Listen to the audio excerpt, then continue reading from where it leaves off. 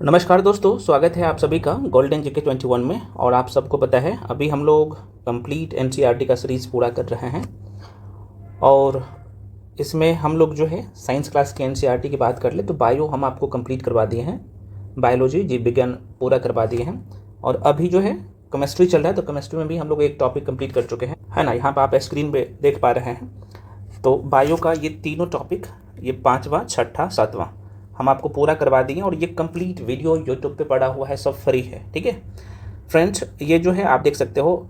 Chemistry की बात कर ले तो 9th क्लास की एनसीईआरटी में 4 जो चैप्टर है ना, 4 जो टॉपिक है, ये केमिस्ट्री का है।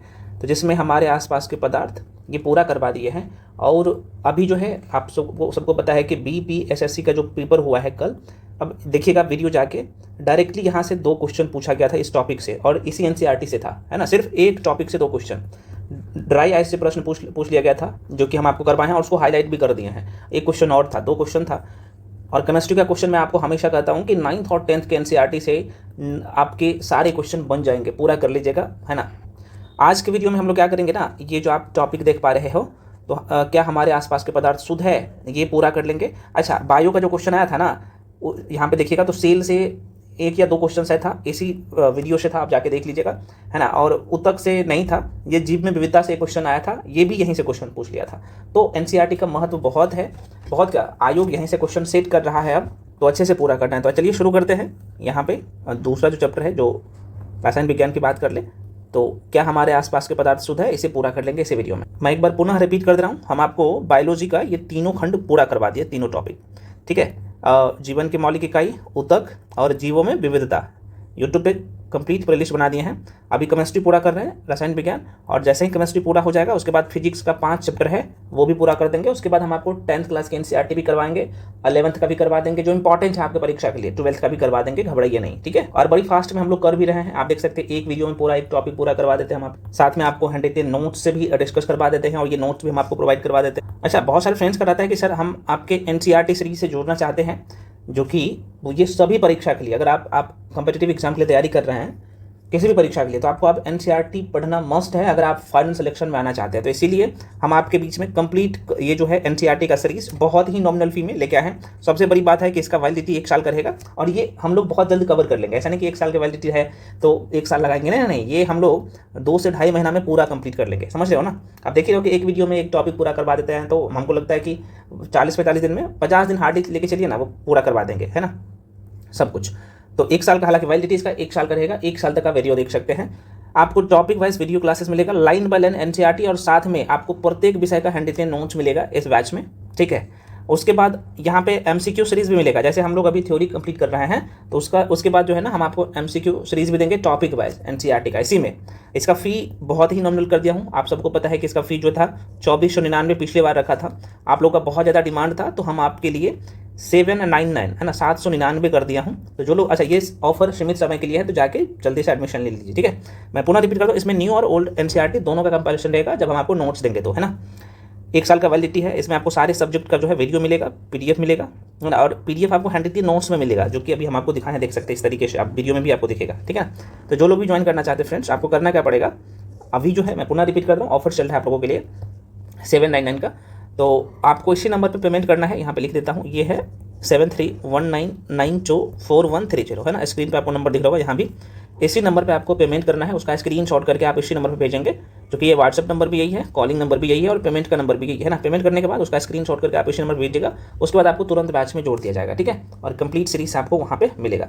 किसी बीपीएससी के लिए तैयारी करो, बीपीएससी सीएससी के लिए या एडीओ के लिए, टीआरई 4 का भी आप सबको पता है कि 32,000 प्लस पर जो है नोटिफिकेशन आ रहा है। बीएसएससी के किसी भी परीक्षा के लिए तैयारी करो या दरोगा के लिए, ये भी आपको पता है कि 2000 प्लस भर्ती आ रहा है। बिहार पुलिस के लिए, मतलब किसी भी परीक्षा के लिए तैयारी करें तो एनसीईआरटी सीरीज आपके लिए मस्ट है, आप ज्वाइन कर सकते हैं उसको। बाकी कुछ फ्रेंड्स का ये रहता है कि सर हम सीजल 4 और ये सब बैच में जुड़ना चाहते हैं, तो इसमें एनसीईआरटी मिलेगा। हाँ, आपको एनसीईआरटी जो आपकी एग्जाम की जरूरत है वो आपको करवाया जाएगा। ठीक है, और आपको पता है, अच्छा, इसमें एआईडीओ भी इंक्लूड है भाई, ध्यान है, एआईडीओ का बैच 999 में आपको मिलता है। इसमें मैथ्स, रीजनिंग, सब कुछ मिलेगा, सारे सब्जेक्ट और एनसीईआरटी। बाकी मेंस का 72 और 73 मेंस का क्लास भी चल रहा है आप लोगों का, इसका फी भी आप देख सकते हैं। और 72वीं बीपीएससी जो लोग प्री बैच को ज्वाइन करना चाहते हैं, इसमें भी आपको एनसीईआरटी मिल जाएगा। इसका भी मात्र 999 फी है। तो जो आपकी एग्जाम की डिमांड है ना, वो सारे सब्जेक्ट का एनसीईआरटी आपको यहाँ पे दिया जाएगा, ठीक है। इसका फी 999 है। तो जो भी इन्फॉर्मेशन चाहिए भाई कॉल करने का जरूरत ही नहीं पड़ेगा। आप क्या करना है, इसी नंबर पर पेमेंट करके भेज दीजिएगा, उसके बाद आपको तुरंत बैच में जोड़ दिया जाएगा, ठीक है। तो आप किसी भी बैच को ज्वाइन कर सकते हैं, नंबर यही है। तो चलिए शुरू करते हैं।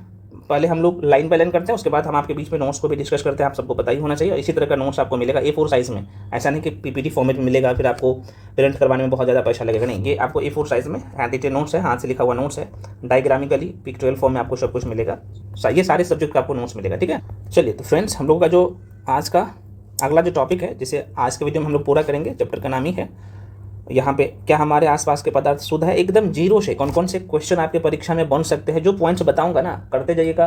वीडियो में ही हम आपके माइंड में सारी चीज़ें सेट कर देंगे। और फर्स्ट टाइम भी आप केमिस्ट्री पढ़ रहे हैं ना, तो आपको सब कुछ समझ में आएगा। आसान भाषा में हम आपको सब कुछ समझा देते हैं। अच्छा, मैं आपको पुनः रिपीट कर दे रहा हूँ भाई आप लोगों के लिए। अगर आप इससे पहले वाला वीडियो नहीं देखे हैं तो यूट्यूब पर फ्री में कंप्लीट जो है प्लेलिस्ट बना दिए हैं, जाके देखिए सारे वीडियोस, ठीक है। तो आइए देख लेते हैं कि हम लोग कौन कौन से पॉइंट्स को कवर करेंगे। तो सबसे पहले यहाँ पे देखेंगे फ्रेंड्स, आपको यहाँ पे दिखेगा कि मिश्रण क्या है। उसके बाद मिश्रण के प्रकार को देखेंगे कि उसके बाद हम लोग विलयन को देखेंगे। विलयन क्या होता है, विलायक क्या होता है, विलय क्या होता है, डायरेक्टली यहाँ से प्रश्न पूछता है, आपको पता होना चाहिए। उसके बाद हम लोग देखने वाले हैं यहाँ पे विलयन की सांद्रता, वेरी वेरी इंपॉर्टेंट है, इसको देखने वाले। उसके बाद हम लोग देखने वाले हैं निलंबन क्या है, और यहीं पे हम लोग कवर कर लेंगे कोलाइडल विलयन के नाम आपने जरूर सुना होगा। अभी जो एग्जाम हुआ था उसमें भी प्रश्न पूछा गया है, बीपीएससी में यहाँ से ऑलरेडी प्रश्न पूछा गया है, टीचर वाले एग्जाम में भी प्रश्न पूछा गया। उसके बाद यहाँ पे देखेंगे मिश्रण के घटकों का पृथक्करण। अगर मिश्रण है तो जाहिर सी बात है आपको छोटे छोटे जो पदार्थ है उसे कैसे अलग किया जा सकता है ना। तो यहाँ से भी भर भर के प्रश्न आता है पेपर में। उसके बाद हम लोग देखने वाले हैं फ्रेंड्स यहाँ पे रंग वाले घटक को नीले अथवा काले रंग की स्याही से कैसे जो है अलग कर सकते हैं, और ये लाइन से भी कई बार प्रश्न पूछा गया। अगला पॉइंट हम लोग कवर करने वाले हैं दूध से क्रीम कैसे पृथक कर सकते हैं, तो यहाँ से आपको दिखेगा, और ये भी कई बार प्रश्न पूछा गया। उसके बाद हम लोग देखने वाले हैं यहाँ पे दो जो अघुलनशील द्रव है ना, लिक्विड जो है, कि मिश्रण को कैसे पृथक कर सकते हैं, अलग कर सकते हैं। ये टॉपिक भी पूरा करेंगे, मतलब ये पॉइंट्स भी कवर करेंगे, ये सब टॉपिक है इसका। उसके बाद हम लोग यहाँ पे देखने वाले हैं नमक तथा अमोनियम क्लोराइड के मिश्रण को कैसे अलग कर सकते हैं, इस पॉइंट्स को कवर कर। नेक्स्ट पॉइंट है क्या काली स्याही में जो है डाई ही रंग है, इसे देखने वाले हैं। नेक्स्ट पॉइंट हम लोग कवर करने वाले हैं यहाँ पे दो घुलनशील द्रवों के मिश्रण को कैसे जो है अलग कर सकते हैं। उसके बाद हम लोग यहाँ पे देखने वाले हैं वायु से गैसों को कैसे प्राप्त कर सकते हैं, वेरी वेरी इंपॉर्टेंट लाइन है, यहाँ से कई बार प्रश्न पूछा गया स्टेटमेंट देके।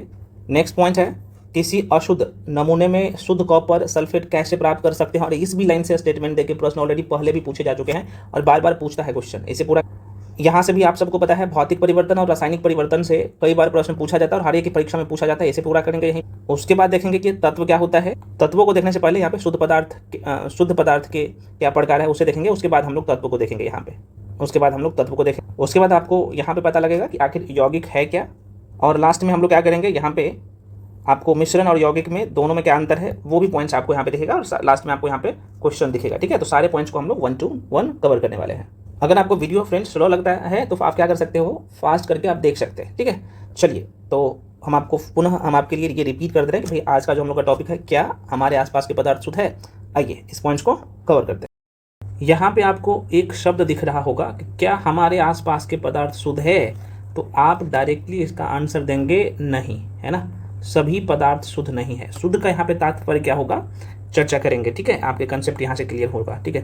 अब लाइन बाय लाइन देखिए, क्योंकि हम आपको पहले भी बता चुके हैं कि हम लोग क्या करेंगे, एनसीईआरटी को लाइन बाय लाइन पढ़ेंगे और यहाँ से कैसे क्वेश्चन पूछे जाते हैं वो भी बताएंगे, और आपको नोट्स जो दिया जाता है हैंडरिटन नोट्स वो भी मिलेगा, ठीक है।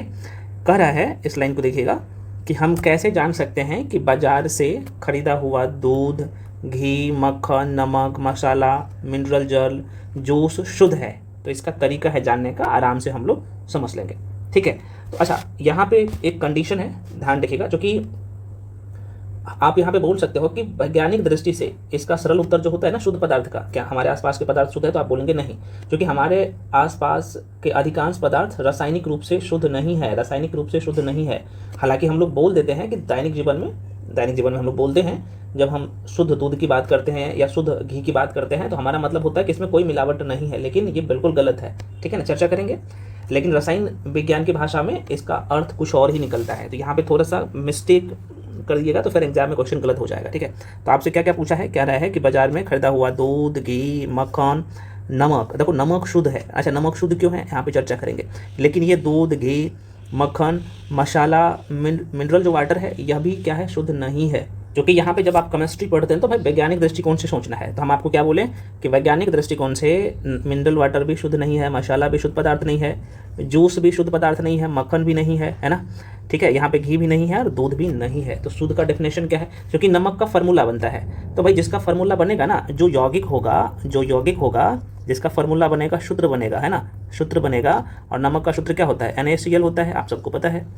तो जिसका सूत्र बनेगा वो शुद्ध होगा। रासायनिक दृष्टिकोण से, रसायन विज्ञान के दृष्टिकोण से शुद्ध पदार्थ हम लोग उसे कहेंगे जिसका सूत्र बनेगा या फिर जो एक ही एलिमेंट से बना हो। जैसे ही आपको बोले कि सोना क्या है, तो आपके दिमाग में चलना चाहिए कि सोना में क्या, अगर 22 कैरेट के सोना की बात करूँ तो ये शुद्ध नहीं है। लेकिन यहाँ पे हम आपको बोल दें कि ये 24 कैरेट के सोना क्या है, ये शुद्ध है। क्योंकि इसमें सिर्फ जो है सोना, मैं एफी बोल रहा हूँ, सोना की बात कर लूँ, गोल्ड की बात कर, क्योंकि 24 कैरेट के सोना में आप देखोगे ना तो सिर्फ सोना के जो एलिमेंट है ना, तत्व है ना, इसमें आप देखोगे तो सिर्फ किसका, तो ये सोना के ही ये परमाणु से बना है। इसमें सोना का ही परमाणु है, एकदम छोटा छोटा जो कण होगा ना सिर्फ सोना का होगा, बाकी कोई नहीं होगा। तो इसलिए रासायनिक भाषा में शुद्ध है। अगर मैं आपसे बोलूँ कि 24 कैरेट की सोना की 22 कैरेट की सोना की बात करूँ ये शुद्ध है, तो आप कहिएगा सर नहीं है, इसमें मिलावट है। तो 22 कैरेट के सोना में क्या होता है, तो आप कहिएगा ये पूछता है।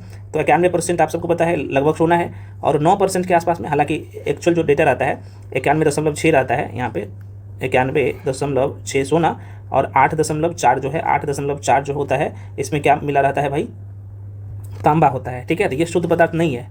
और 24 कैरेट के सोना में क्या है कि सिर्फ सोना के परमाणु से बना है, तो ये शुद्ध है। आशा करते हैं आप समझ गए होंगे, बाकी और आगे भी हम लोग चर्चा करेंगे, अभी तो शुरुआत है। चलो आगे बढ़ते हैं। यहाँ तो आपको पता चल गया शुद्ध किसे बोलेंगे रासायनिक भाषा में, है ना, और मिश्रण के लिए भी चर्चा करेंगे चूँकि आगे दिया गया है पॉइंट्स। तो कह रहा है कि यहाँ पे चित्र संख्या 2.1 में, है ना, रसोई में उपयोग की जाने वाली कुछ वस्तुएं हैं जो कि आपने अभी डिसाइड कर लिया। अच्छा, एक क्वेश्चन आपके मन में होगा कि सर ये जो आप देख पा रहे हैं NaCl, तो ये में इसमें भी तो आप देखोगे तो सोडियम, कुछ लोगों के मन में तो आएगा कि सर यहाँ पे सोडियम है। मैं समझ रहा हूँ आपके सारे क्वेश्चन, सोडियम है, यहाँ पे क्लोरीन है, आपके मन में तो क्वेश्चन आएगा कि सर यहाँ पे क्लोरीन है, यहाँ पे सोडियम है, तो ये कैसे शुद्ध है, यहाँ पे भी 2 पदार्थ है। तो भैया यहाँ पे ना एक रेशियो फिक्स है। रेशियो क्या है, फिक्स है। तो जिसमें मैं आपको पहले भी बता चुका हूँ कि जिसमें फिक्स रेशियो में 2 तत्व मिला हो तो ये शुद्ध कहा जाता है रासायनिक भाषा में, है ना। क्योंकि आप देखेंगे ना, तो अगर ये सोडियम और क्लोरीन मिल गया तो नमक बन गया, है ना। और नमक का स्वाद एक ही रहता है ना, एक ही रहता है, अलग अलग नहीं होता है। इसलिए, और ये एक फिक्स रेशियो में मिल रहा है, तो इसलिए ये शुद्ध होता है, ठीक है ना। आशा करते हैं आपको ये समझ में आया होगा। चलिए आगे बढ़ते हैं। तो कह रहे क्या आपने कभी इन खाने वाले पदार्थ के, है ना, डिब्बों के ऊपर लिखे शुद्ध शब्द पर जो है ध्यान दिया है। और आगे कहता है कि एक साधारण व्यक्ति के लिए शुद्ध का अर्थ होता है कि पदार्थ में कोई मिलावट ना हो। लेकिन लेकिन लेकिन लेकिन लेकिन लेकिन लेकिन वैज्ञानिक के लिए ये वस्तुएं भिन्न पदार्थ के मिश्रण है, ठीक है, शुद्ध नहीं है विज्ञान के दृष्टिकोण से, ठीक है। शुद्ध किसे बोलेंगे, तो जिसका फॉर्मूला बन रहा हो या फिर एक ही एलिमेंट एक ही तत्व से बना हो। कोई बात नहीं, ये आगे और हम लोग चर्चा करते जाएंगे तो आपको सब समझ में आ जाएगा। कर एक उदाहरण के लिए, जैसे दूध है, जल है, वसा है ना, प्रोटीन आदि, ये मिश्रण है। सब क्या है भाई, मिश्रण है। दूध भी मिश्रण है, जल भी मिश्रण है, और वसा, प्रोटीन, ये मिश्रण है। अब देखो यहाँ पे कुछ लोग बोलेंगे सर ये जो पानी है ये भी तो शुद्ध है, H2O होता है, इसका भी फिक्स रेशियो है। भाई ठीक है, शुद्ध है, ठीक है, लेकिन ये शुद्ध नहीं है। अगर ये जल लिखा है तो जल में हो सकता है, तो ये जो पानी हम लोग जो पीते हैं ना, खासतौर पर इसमें देखेंगे तो कुछ मिनरल्स भी होते हैं ना, क्योंकि पानी तो होता ही है, प्रकृति ने खनिज पानी में क्या किया है भाई, मिला के दिया है, ठीक है ना। तो पानी में जो हम लोग पानी को पीते हैं तो कहीं ना कहीं आपको उसमें कई सारे जो है इसमें तत्व दिखेगा। या फिर आप सीधे तौर पर बोल सकते हो कि एक शुद्ध यौगिक जो है, एक शुद्ध जल हम लोग किसे बोलेंगे, तो अशुद्ध जल जो होता है ना, अशुद्ध जल, ये कई बार प्रश्न पूछा गया है, इसलिए मैं बार बार जोर दे के बोल रहा हूँ ना। तो अशुद्ध जल एक शुद्ध पदार्थ ही है। आपकी जो मन में क्वेश्चन आ रहा है कि भाई जल तो शुद्ध है, जो कि इसका भी फार्मूला बनता है, लेकिन हाँ, लेकिन यहाँ पे जब भी बात होगा H2O का, तो ये अशुद्ध जल की बात होगा, डिस्टिल्ड है ना, वाटर की बात होगा, जिसमें केवल H2E ही होगा ना, H2 ही, क्योंकि यहाँ पे जल की बात हो रहा है। तो यहाँ पे क्या हो जाएगा भाई, यहाँ पे क्या हो जाएगा, क्योंकि इस पानी में, जो कि समान पानी है, नदी का पानी हो सकता है ना, नल की पानी हो सकता है, मिनरल वाटर हो सकता है, ठीक है ना। तो इसमें जो है कई सारे जो है खनिज रहते हैं, जैसे कैल्शियम की बात कर ले, मैग्नीशियम की बात कर ले, क्लोरीन की बात कर ले, तो इस पानी में होगा, इसलिए ये मिश्रण है ना, शुद्ध पदार्थ नहीं है। हाँ, जब आप अशुद्ध जल की बात करेंगे तब ये शुद्ध होगा, ठीक है। चलिए आगे बढ़ते हैं भाई। तो कह रहा है कि तो ये कन्फ्यूजन मत रहिएगा, है ना, कि भाई दूध, जल, वसा और प्रोटीन ये क्या है, मिश्रण है। कह रहे कि जब एक वैज्ञानिक किसी पदार्थ को शुद्ध कहता है तो इसका तात्पर्य है कि उस पदार्थ में मौजूद सभी कण रासायनिक प्रकृति के हो। रासायनिक प्रकृति का मतलब कि भाई एक फिक्स रेशियो में हो, और यौगिक में आपको जो बोल रहा हूँ, ये क्यों बोल रहा हूँ फिक्स है, तो यौगिक का मतलब इसका फार्मूला बनेगा तो आप उसे यौगिक बोलेंगे, है ना, तो यौगिक बोलेंगे ना भाई। तो जैसे हम आपको बोलें कि NaCl सोडियम क्लोराइड है, जैसे H2O है ना, जैसे H2SO4, तो ये क्या है, शुद्ध है, इसमें फिक्स रेशियो में तत्व मिला हुआ है, ठीक है ना, तो तब ये शुद्ध बोलेंगे। आशा करते हैं समझ में आ गया होगा। शुद्ध किसे कहेंगे? करें कि एक शुद्ध पदार्थ एक ही प्रकार के कणों से मिलकर बना होता है। अब यहाँ पे एक प्रश्न और आपके मन में होगा कि सर यहाँ पे NCERT में एक लाइन और लिखा हुआ है कि एक ही शुद्ध पदार्थ ही, है ना, एक शुद्ध पदार्थ एक ही प्रकार के कणों से मिलकर बना है। तो इसमें तो यहाँ पे जैसे हम आपको बोले कि NaCl है ना, NaCl, तो NaCl तो भाई यहाँ पे सोडियम का भी कण है, क्लोरीन का भी कण है, हाँ सोडियम का भी कण है, क्लोरीन का भी कण है। लेकिन जब नमक ये बन जाता है ना, तब ये एक ही प्रकार का कण आपको दिखेगा, NaCl का, मतलब सोडियम का, नमक का। तो ये कहना चाहता है किताब में जो आप बोलना चाह रहे थे ये, ठीक है ना, क्योंकि नमक जब बन जाता है ना तो भाई ये नमक का नमकीन ही स्वाद लगेगा, ऐसा नहीं कि आपको दूसरे तरह का भी स्वाद लगेगा, तो ये नमक के ही कण बन जाएगा।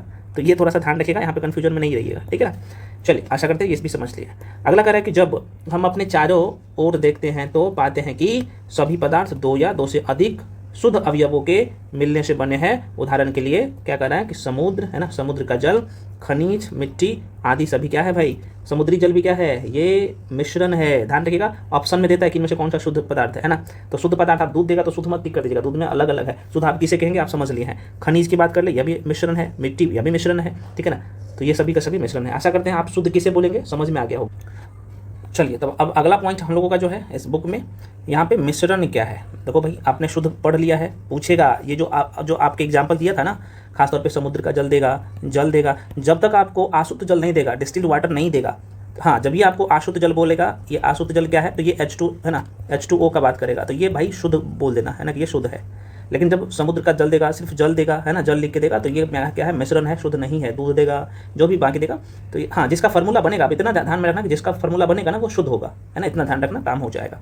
आगे और हम लोग चर्चा करेंगे, ठीक है ना। तो देखो, अब यहाँ पे कह रहा है कि मिश्रण, भाई आप लोगों के लिए ना देखो नोट्स में ये लिख दिया गया, जैसे यौगिक किसे बोलेंगे, है ना, अणु क्या होता है, परमाणु क्या होता है, एक एक पॉइंट्स यहाँ पे लिख दिया हूँ, तो घबराने की जरूरत नहीं है ना। जैसे जल का आपको यहाँ पे दिखेगा, मिश्रण आपको दिखेगा, मिश्रण आप किसे बोलेंगे, नोट्स में एक एक पॉइंट्स, जैसे समांगी मिश्रण क्या होता है, विषमांगी मिश्रण क्या होता है, इस बुक में भी दिया गया है, आपको सब यहाँ पे समझाया जाएगा एक एक करके। इसके बाद यहाँ पे एक लाइन था ना, हम आपको बताए थे ना कि यहाँ पे मिश्रण पृथक्करण की विधि कौन कौन सा है, तो ये अरावाकरण क्या होता है, आसवन क्या होता है, सब यहाँ पे दिया गया है ना, नोट्स में मेंशन कर। तो घबराइए नहीं, क्योंकि यहाँ पे हम आपको एक एक चीज़ समझाएंगे, इसलिए थोड़ा सा स्लो से चल रहा है। अब कह रहे हैं कि मिश्रण क्या है भाई, देखो मिश्रण क्या है। देखो भाई, मिश्रण में यहाँ पे ना 2 लाइन याद रखना, आपका कंसेप्ट क्लियर हो जाएगा। किताब में तो भाई बहुत आप कई सारे लाइन पढ़िएगा तब समझ में आएगा। मिश्रण में आप 2 लाइन ध्यान रखना। देखो, पहला लाइन ध्यान रखना कि विज्ञान के अनुसार, मैंने क्या बोला कि विज्ञान के अनुसार दो या दो से अधिक तत्व बोले या यौगिक बोले। तो पदार्थ में बोलूँगा तो पदार्थ में क्या होगा, 2 या 2 से अधिक पदार्थ में बोलूँगा तो इसमें हो सकता है तत्व भी हो सकता है, यौगिक भी हो सकता है। तो ध्यान रहे, आप मिश्रण किसे बोलेंगे तो आप कहिएगा विज्ञान के अनुसार, मैं बोल रहा हूँ विज्ञान के अनुसार, जब 2 या 2 से अधिक पदार्थ जैसे बोलूँगा तो तत्व और यौगिक कुछ भी हो सकता है ना। तो 2 या 2 से अधिक पदार्थ किसी भी अनुपात में क्या मैंने बोला, किसी भी अनुपात में एक दूसरे के साथ मिला दिए जाते हैं। इसका फिक्स रेशियो नहीं होता है, फिक्स अनुपात नहीं होता है, लेकिन उनके बीच कोई रासायनिक केमिकल रिएक्शन नहीं होता है। भाई ध्यान रखना, यह भी किसी भी अनुपात में मिला दोगे, और एक क्या होगा, इसमें कोई जो है केमिकल, है ना, केमिकल रिएक्शन भी नहीं होता है, तो उसे आप बोलिएगा कि हाँ मिश्रण है। एक बार रिपीट करिए, मिश्रण आप किसे बोलेंगे, 2 या 2 से अधिक पदार्थ किसी भी अनुपात में मिला दो, मिश्रण है, और उसमें केमिकल रिएक्शन भी नहीं होगा, उसे आप मिश्रण बोल देंगे। ठीक है, चलो अब ये तो समझ में आ गया। आइए देखते हैं, नोट्स में लिख भी दिया हूँ, घबराइए नहीं। अब पढ़िए, करें कि मिश्रण जिसे पदार्थ कहा जाता है ना, तो एक या एक से अधिक शुद्ध तत्वों या यौगिक से मिलकर बना है ना, एक शब्द आया ना, तत्वों या यौगिक, तो ये थोड़ा सा ध्यान। आगे कह रहा है कि किसी पदार्थ को अन्य प्रकार के तत्वों में भौतिक प्रक्रम द्वारा पृथक, है ना, मतलब भौतिक प्रक्रम द्वारा पृथक मतलब कि अलग नहीं किया जा सकता है। हम जानते हैं कि जल में घुले हुए, अब देखो इस लाइन को देखो, सोडियम क्लोराइड, क्या बोला, जल में घुले हुए सोडियम क्लोराइड को किसके द्वारा, वाष्पीकरण या आसवन विधि द्वारा, वाष्पीकरण या ये कई बार पूछा गया है क्वेश्चन, वाष्पीकरण या आसवन विधि द्वारा जल से पृथक किया जा सकता है। तो पूछता है ना भाई, अगर जल में नमक रहता है ना, नमक घुले हुए जल में क्या कर दो, नमक को घोल दो, है ना। सोडियम क्लोराइड का मतलब नमक, NaCl की बात कर रहा है ना। तो कह रहा है कि भाई ये NaCl है, तो सोडियम क्लोराइड को जल से अगर निकालना हो, मतलब नमक को जल से निकालना हो, नमक का जो है ना पहले जल में मिला देते हो, उसका घोल बना देते हो, लेकिन वहाँ से फिर आप क्या करना चाहोगे कि भाई नमक को निकालना होगा, तो वाष्पीकरण द्वारा, है ना, या आसवन विधि द्वारा। ये आप समुद्री जल जो है ना, समुद्री जल से नमक निकाला जाता है ना, ये इसी विधि से कई बार पूछा गया कि समुद्री जल जो है, समुद्री जल से नमक कैसे निकाला जाता है, कौन सी विधि द्वारा, तो आसवन विधि द्वारा ही निकाला जाता है ना। तो यहाँ पे आपने देख लिया, ठीक है। ये दोनों लाइन महत्वपूर्ण है। करें कि सोडियम क्लोराइड अपने आप में ही एक पदार्थ है, जो कि हम आपको बता दिए हैं, है ना, एक पदार्थ है और भौतिक विधि के द्वारा इसके रासायनिक अवयवों में पृथक नहीं किया जा सकता। कैसे निकाल सकते हो, भौतिक विधि द्वारा नहीं निकाल सकते हो। तो ये बेसिक लाइन ध्यान रखना। आगे कह रहा है कि इसी प्रकार चीनी एक पदार्थ है क्योंकि यह एक ही प्रकार के शुद्ध अवयव रखता है और इसका यौगिक समान रहता है चीनी में। अब यहाँ पे आपके मन में एक और क्वेश्चन उत्पन्न हुआ होगा, है ना। NCERT में तो यही है, मतलब जानबूझ के ऐसे देता है और परीक्षा में क्वेश्चन आता है।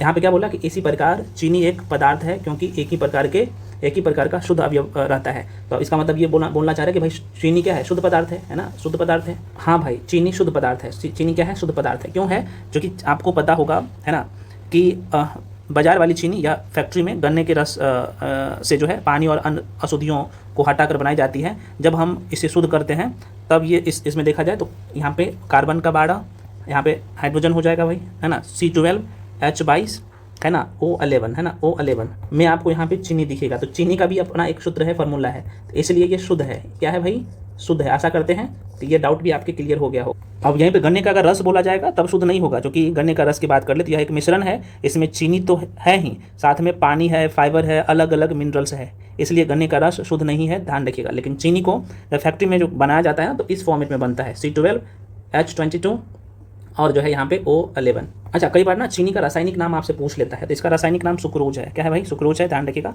चीनी का रासायनिक नाम क्या है, सुक्रोज है, ठीक है, ये ध्यान रखिएगा। सुक्रोज लिख दो क्या, चीनी का रासायनिक नाम सुक्रोज है, सुक्रोज होता है, सुक्रोज, ठीक है। इसमें देखा जाए तो कार्बन के क्या अणु है, तो कार्बन के 12 को, सॉरी अणु बोल रहा हूँ, कार्बन के 12 को परमाणु है, हाइड्रोजन का कितना परमाणु है भाई, 22 को, और ऑक्सीजन का 11 को है। तो इसका एक फिक्स रेशियो है, इसलिए यह शुद्ध पदार्थ है, ठीक है ना। आशा करते हैं आपको समझ में आया होगा। या फिर आप ऐसे भी बोल सकते हो कि यहाँ पे जो है ना, मान लो कि ये पहले क्या है भाई, कार्बन है ना, सॉरी कार्बन नहीं है, हाँ कार्बन है, उसके बाद आपको हाइड्रोजन आपको दिखेगा और उसके बाद ऑक्सीजन दिखेगा। तो आप ऐसे बोल सकते हो चीनी तब बनेगा, है ना, कि यहाँ पे क्या करोगे, 12 चम्मच कार्बन लोगे, 22 चम्मच जो है, 22 चम्मच क्या करोगे, चम्मच सेम होना चाहिए, 22 चम्मच आप क्या किसका, हाइड्रोजन का लोगे, है ना, हाइड्रोजन लोगे, और यहाँ पे क्या करोगे आप 11 चम्मच जो है ऑक्सीजन लोगे, तब ये सुक्रोज बन जाएगा, चीनी बन जाएगा, है ना, चीनी बन जाएगा, ठीक है। तो यहाँ पे फिक्स रेशियो है, तो ये थोड़ा सा ध्यान रखिएगा कई बार। और ये जो 12 लिखे हो ना, ये एक्चुअली परमाणु है, कार्बन का 12 को परमाणु है, हाइड्रोजन का 22 को परमाणु है, और ऑक्सीजन का 11 को परमाणु है, तब चीनी का निर्माण हुआ है। और चीनी को हम लोग क्या कहते हैं, है ना, इसका रासायनिक नाम क्या है, चीनी का रासायनिक नाम क्या है, तो सुक्रोज है। क्या है भाई, सुक्रोज है। चलिए अब मिटाते हैं, आगे बढ़ते हैं, ज़्यादा टाइम ले लिया हूँ क्या, कोई बात नहीं भाई, मेरा मोटिव समझाना है। यहाँ पे एकदम ऐसे लोग हैं जो कि भाई नहीं समझते हैं ये चीज़ें, जो कि अब यहाँ पे अच्छे समझ आओगे ना, आगे जैसे जैसे पढ़ोगे आपको सब कुछ आसान लगेगा। करके पेय पदार्थ और मिट्टी में एक समान कण नहीं है, बिल्कुल नहीं है। किसी भी स्रोत से प्राप्त होने वाले किसी पदार्थ के जो है अभिलक्षणिक गुण एक समान होंगे। अब देखो ये क्या बोलते हैं, किसी एक पदार्थ, एक लाइन को देखो, करे किसी भी स्रोत से प्राप्त होने वाले किसी एक पदार्थ के अभिलक्षणिक गुण जो होता है ना, ये एक समान ही होता है। वेरी वेरी इंपॉर्टेंट लाइन है। अच्छा, एक शब्द आपको और दिखेगा, ये अभिलक्षणिक गुण क्या होता है भाई, देखो साधारण शब्दों में समझो। मान लो कि हम पानी की बात कर ले, तो मान लो कि ये क्या है भाई, एक बीकर में हम पानी लिए हैं और एक छोटा सा बीकर में भी पानी लिए हैं, ठीक है। देखो अब पानी को हम लोग क्या करेंगे, इसमें टेम्परेचर डालेंगे, बॉयल करेंगे, तो ये पानी ना चाहे हम ये छोटा वाला बीकर में पानी को गर्म करें या बड़ा वाला बीकर में पानी गर्म करें, तो पूरा जो पानी खोलने लगेगा तो वो 100 डिग्री सेल्सियस पे ही पानी खोलता है। पानी का जो बॉइलिंग पॉइंट होता है 100 डिग्री सेल्सियस, कल के क्लास में पढ़ाए होंगे। और यहाँ पे भी जब तक 100 डिग्री सेल्सियस नहीं होगा तब तक पानी नहीं खोलेगा।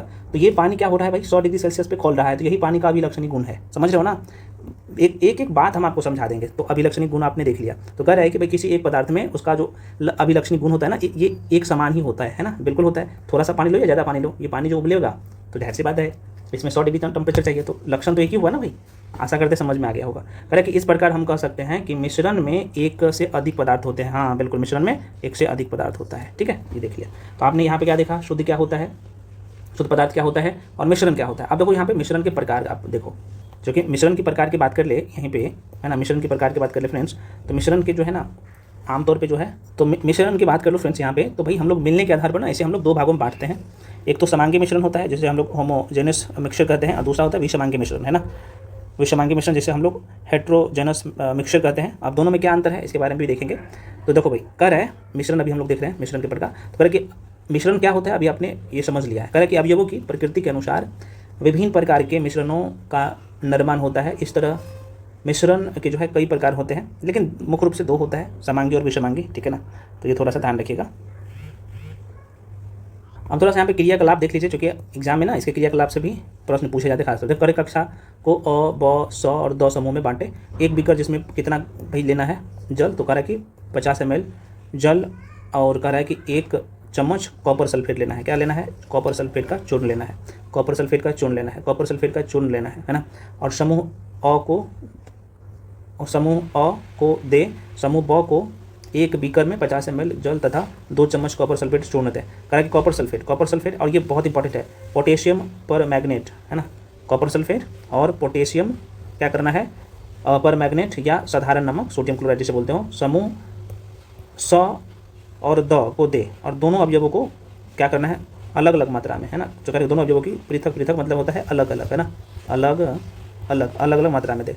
और आगे कहता है अब पृथक मतलब अलग अलग समूह के उन अवयवों को मिलाकर मिश्रण तैयार करें। ये मिक्सर कार्य करने के लिए, ठीक है, उनके रंग और बनावट के आधार पर एक रिपोर्ट तैयार करें, ठीक है भाई। करे कि समूह अ और समूह ब को एक मिश्रण प्राप्त होता है और जिसकी बनावट समान होती है, और करे कि इस तरह के मिश्रण को हम कहते हैं समांगी मिश्रण, है ना। तो अब देखो आपको यहाँ पर किताबी भाषा हमको दिया गया है समांगी मिश्रण या विलयन कहते हैं, है ना, समांगी मिश्रण या विलयन कहते हैं, समांगी मिश्रण या विलयन कहते हैं, मतलब पूरे तरीके से मिल जाए, है ना। तो अगर यहाँ पे हम आपको समझा दें कि भाई समांगी मिश्रण क्या होता है, विषमांगी मिश्रण क्या होता है, इसकी विशेषता क्या है, तो देखो यहाँ पे लिख देता हूँ समांगी मिश्रण, ठीक है, यहीं पे समझ लीजिए समांगी और समांगी होता है यार, इसे पतला करता हूँ थोड़ा सा, रुक जाओ। समांगी होता है फ्रेंड्स समांगी, और यहाँ पे लिखता हूँ विषमांगी मिश्रण, ठीक है। समांगी मिश्रण में क्या होगा, कोई भी पदार्थ दो पदार्थ को मिलाओगे तो ये पूरी तरह से क्या होगा भाई, पूरी तरह से क्या करेगा, ये घुल जाएगा, ठीक है, पूरी तरह से घुल मिल जाएगा, है ना। जैसे नमक प्लस पानी का मिश्रण, यह जो है पूरी तरह से घुल जाता है, ये समांगी मिश्रण है। विषमांगी मिश्रण में क्या होगा, अलग अलग नजर आएगा, क्या आएगा, अलग अलग नज़र दो पदार्थ आएगा, है ना। जैसे एग्जाम्पल में हम आपको बताएं, पानी और तेल को मिलाओगे तो पानी प्लस तेल को मिलाओगे तो पानी के ऊपर में तेल जो है तैरने लगता है, तो तेल आपको अलग दिखेगा, पानी अलग दिखेगा। जैसे चीनी में आप क्या करोगे, चीनी में दाल का, है ना, चीनी में दाल का जो है कंकड़ डालो, है ना, या चीनी में दाल डालो, चीनी में जो है ना दाल डाल दो, दाल का दाना, तो ये क्या है भाई, विषमांगी मिश्रण है ना। पानी नमक का मिश्रण, पानी और नमक का मिश्रण क्या है भाई, नमक और पानी, है ना, पानी नमक का मिश्रण क्या है, समांगी मिश्रण है ना। हवा की बात कर ले तो हवा में भी कई सारे कण होता है ना, तो ये भी समांगी मिश्रण है। तो ये आपने देख लिया समांगी मिश्रण क्या होता है, विषमांगी मिश्रण क्या होता है। अब देखो आगे पढ़ो, आगे कह रहा है कि इस तरह के मिश्रण के कुछ अन्य जो है उदाहरण है, जैसे जल में जो है नमक, जल में चीनी, दोनों समूहों से जो है प्राप्त घोल के रंगों की तुलना में, कर बेसिक बात है यार, करे कि दोनों समूह के पास कॉपर सल्फेट का घोल है, लेकिन उन दोनों घोल के रंग की तीव्रता अलग अलग, पृथक्करण जो है अलग अलग है। तो कह रहा है कि यह दिखाता है कि समांगी मिश्रण अलग अलग संगठन रख सकते हैं। समूह समूह ब ने जो मिश्रण प्राप्त किया है उनके अंश जो है भौतिक दृष्टि से, क्या बोला, भौतिक दृष्टि से अलग है, इस तरह के मिश्रण को विषमांगी मिश्रण कहते हैं। तो आपने ये देख लिया, हम आपको समझा दें विषमांगी मिश्रण क्या होता है, हालांकि आगे भी दिया गया है, देख लो। पहले कि सोडियम क्लोराइड और लोहे की छिलना, है ना, छिलन, नमक और सल्फर और जल, तेल, ये सब क्या है भाई, विषमांगी मिश्रण है। सबको मिलाओगे तो सब अलग अलग दिखेगा, यहाँ पे ये बोल रहा है। आगे जो है कह रहा है आपसे, हम विलयनों, निलंबनों, कोलाइडी विलयन को पढ़ेंगे, आगे पढ़ेंगे, ठीक है। तो ठीक है, आगे आपको दिया गया विलयन क्या है, कोलाइडी विलयन क्या है, इसके बारे में भी बहुत अच्छे से पढ़ना है आपको। अब देखो भाई, ये प्रश्न दिया है एनसीईआरटी की, बड़ी खूबसूरती है। प्रश्न क्या बोला है, पदार्थ से आप क्या समझते हैं। कल आपने देखा था ना भाई पदार्थ क्या है, तो कल हम आपको बताए थे ये वाला डेफिनेशन, तो पदार्थ का डेफिनेशन तो बताइए आपको कि भाई हमारे आसपास में मौजूद वह वस्तु जो स्थान घेरता हो, है ना, और जिसमें द्रव्यमान हो, है ना, जिसमें जो है मास हो, मतलब द्रव्यमान हो, है ना, और उसका भार भी हो, उसे हम लोग पदार्थ बोलेंगे। और हम अपने अपने इंद्रियों द्वारा, है ना, पांचों इंद्रियों द्वारा, नाक, कान, आँख, ये सब हमको बताए थे ना, उससे हम लोग क्या कर सके, महसूस कर सके, तब उसे बोलेंगे पदार्थ। वही चीज़ बोला है, पदार्थ से आप क्या समझते हैं। और अगर लिखना होगा तो आप ऐसे भी बोल सकते हो भाई इसमें कणों से बना है और पदार्थ सूक्ष्म कणों से मिलकर बना है, उसमें निरंतर जो है लगातार गतिशील है, इसमें आकर्षण बल होता है। कल आप पढ़ा है ना भाई, पदार्थों में आकर्षण बल होता है ना। तो ये सब इंपॉर्टेंट है और यहाँ से क्वेश्चन अगर पूछा जाए किसी भी एंगल से तो कर सकते हो, जो किस लेवल को हम आपको पढ़ा दिया है। इसलिए मैं कह रहा हूँ कि पिछले वाले वीडियो देखें, सारे वीडियो एक दूसरे से लिंक है। एनसीईआरटी का तो यही खूबसूरती है। अगला पूरा प्रश्न पूछा है समांगी और विषमांगी मिश्रण में अंतर बताइए, तो आप बता देंगे। तो आप कहिएगा सर समांगी मिश्रण जो होगा ना ये पूरी तरीके से घुल मिल जाएगा, पूरी तरीके से घुल मिल जाएगा। विषमांगी मिश्रण में क्या होगा, ये अलग अलग नजर आएगा, अलग अलग दिखेगा, है ना। अब देखो अगर मैं बात कर लूँ इसका उदाहरण का, तो जैसे पानी नमक का शरबत, पानी को नमक में घोलोगे तो ये समांगी मिश्रण है। हवा समांगी मिश्रण है। मिश्र धातु समांगी मिश्रण है। कई बार पूछता है, अगर शरबत की बात कर ले तो समांगी मिश्रण है। वहीं पे विषमांगी मिश्रण की बात कर ले तो जैसे चीनी, रेत में चीनी मिला दो, रेत में चीनी मिलाओ, रेत में चीनी, तो ये विषमांगी मिश्रण है। क्योंकि चीनी और रेत अलग अलग दिखेगा। चीनी में दाल मिला दो, वो अलग अलग दिखेगा। चीनी में कंकर मिला दो या दाल में कंकर मिला दो, अलग अलग दिखेगा। तो ये विषमांगी मिश्रण है। तो ये भी आपने देख लिया। चलिए अब आगे बढ़ते हैं भाई। यहाँ पे हम लोग पढ़ते हैं विलयन क्या है। विलयन क्या है ना, आपसे 2-3 क्वेश्चन पूछता है। एक तो जाहिर सी बात है आप सबको ये बहुत पूछे जाने वाला क्वेश्चन है, पूछता है डायरेक्टली, है ना। विलयन क्या है, तो भाई देखो विलयन का अगर अच्छा एक 3 शब्द आपको यहाँ पे परेशान करेगा, मैं लिख देता हूँ पहले। एक तो आपसे पूछेगा भाई विलयन क्या होता है ना, है ना, विलयन। एक होता है भाई विलायक।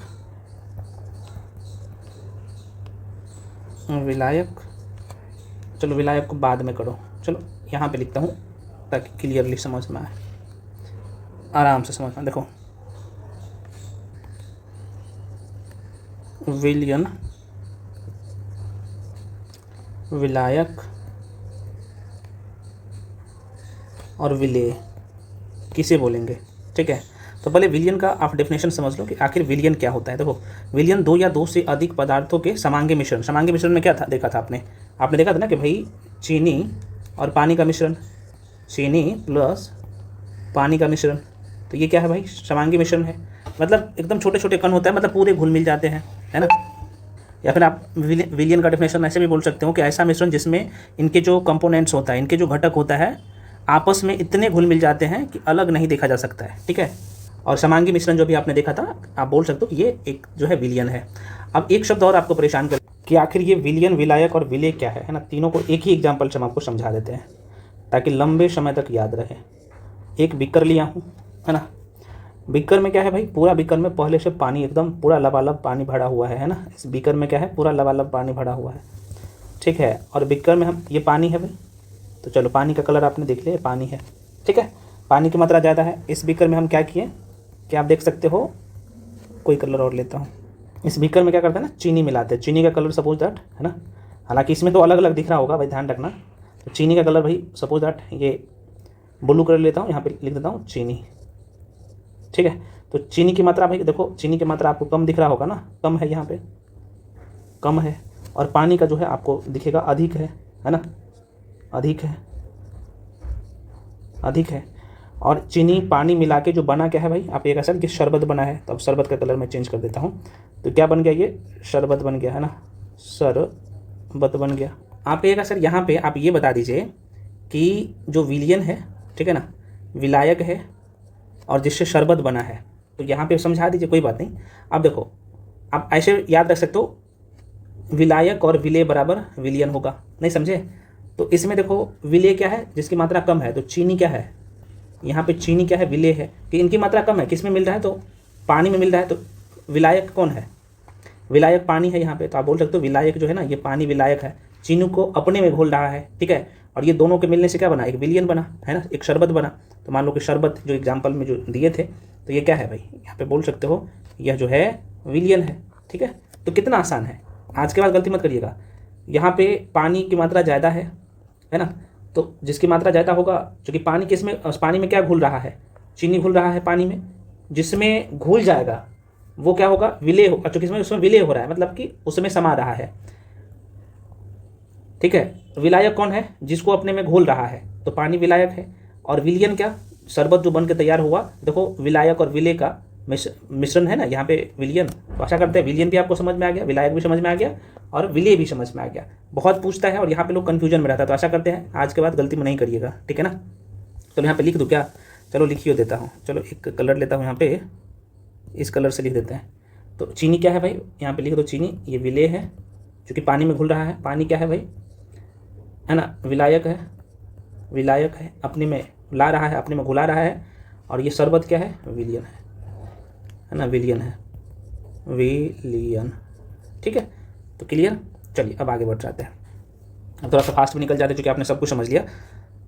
तो आपसे कह रहा है कि विलियन 2 या 2 से अधिक पदार्थों के समांगी मिश्रण है। बिल्कुल है। कह रहा है कि आप प्रतिदिन बहुत प्रकार के विलियनों को देखे होंगे, जैसे नींबू जल, नींबू का जल क्या है भाई, आप ये सर ये विलियन है।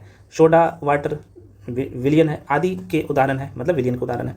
आगे कहा कि प्रायः हम एक विलियन को ऐसे तरल पदार्थ के रूप में विचार करते हैं जो कि ठोस, द्रव और गैस में मिले हो, लेकिन प्राकृतिक में ठोस विलियन, बहुत अच्छा क्वेश्चन है ये। ठोस विलियन क्या बोल रहा है, ठोस विलियन, ठोस विलियन मिश्र धातु और गैस विलियन वायु भी होते हैं। Very very important. ठोस विलियन कौन है, कई बार पूछता है कि इनमें से कौन सा ठोस विलियन है, तो मिश्र धातु बहुत बढ़िया उदाहरण है।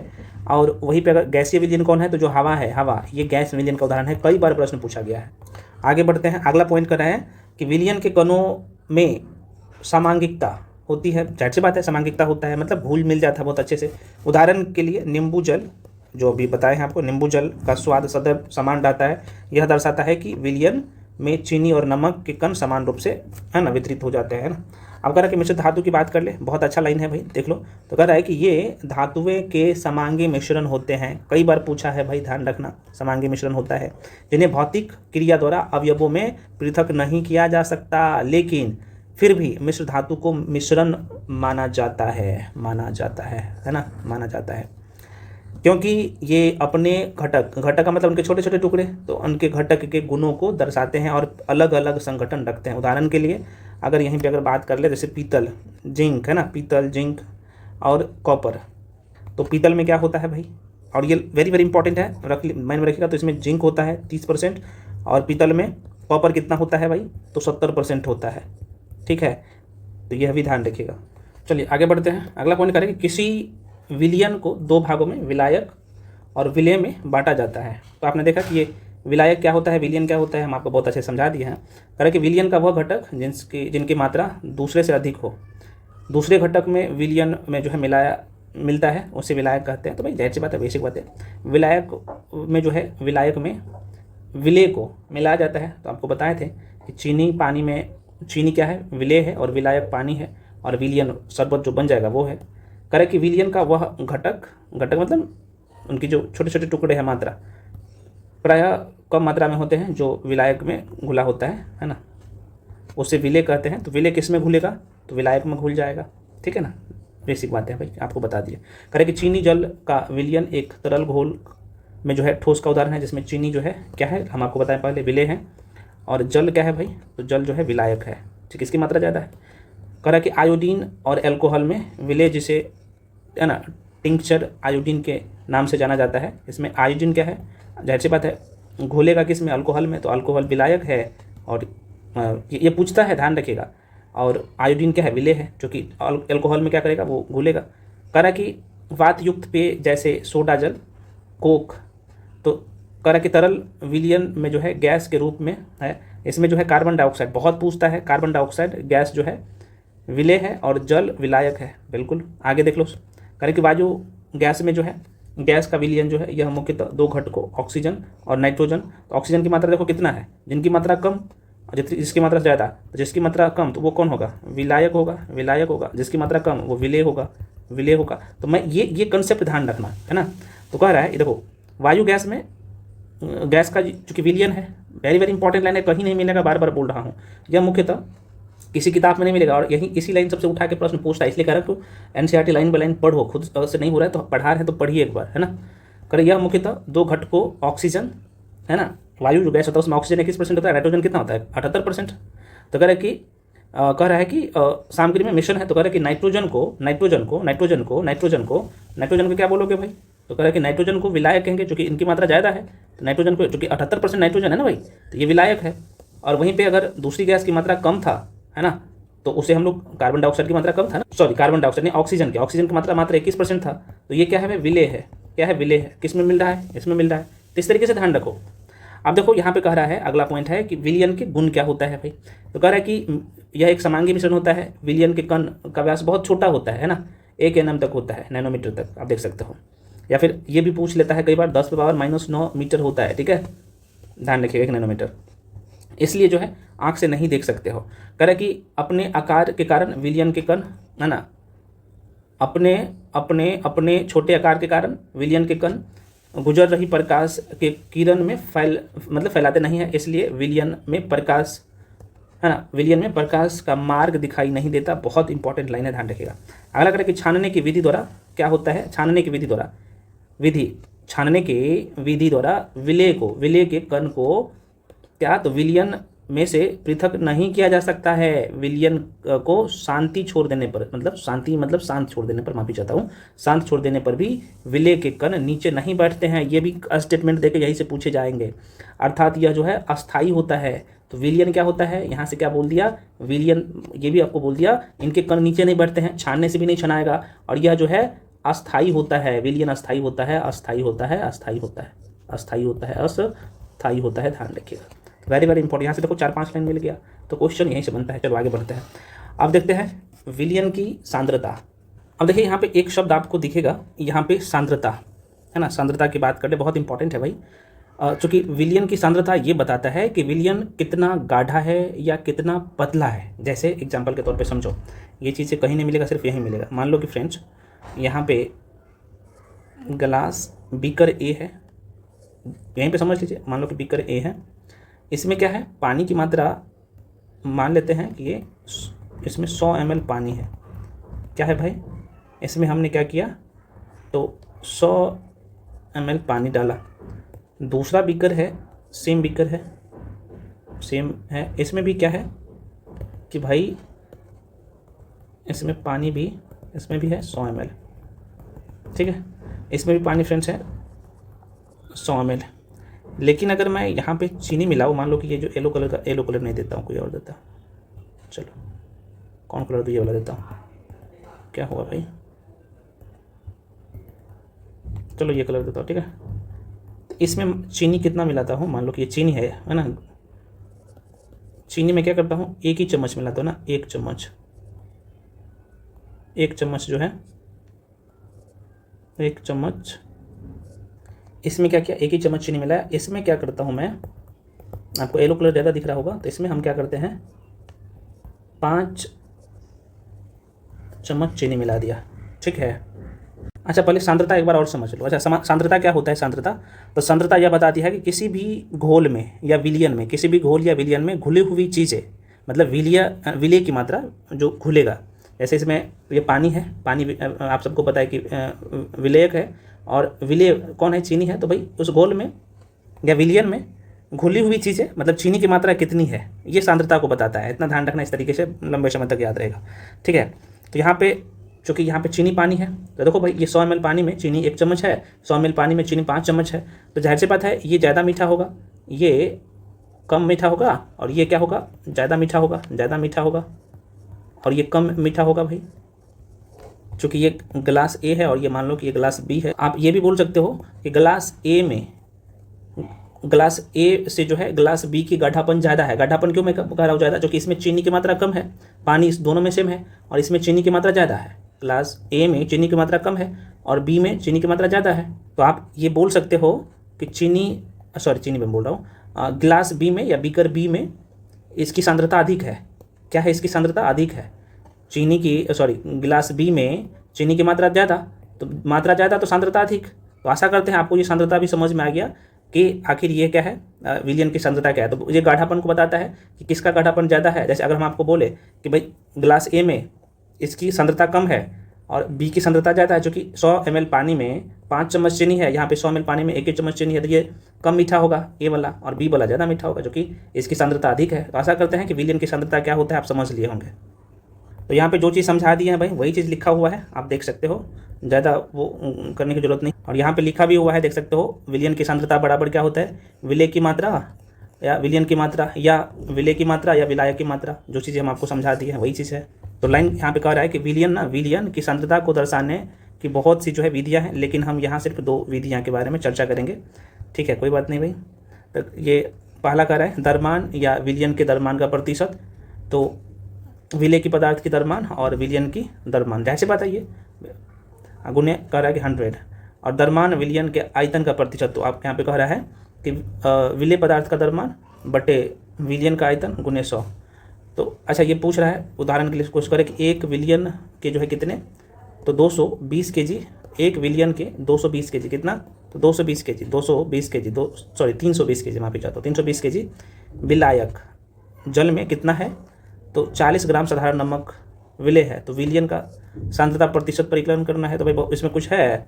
अब देखो कितना है, अब देखो जल कितना है भाई, 320 ग्राम है भाई, 320 ग्राम है, ठीक है। तो इसमें अब देखो पानी कितना है, 320 ग्राम है ना।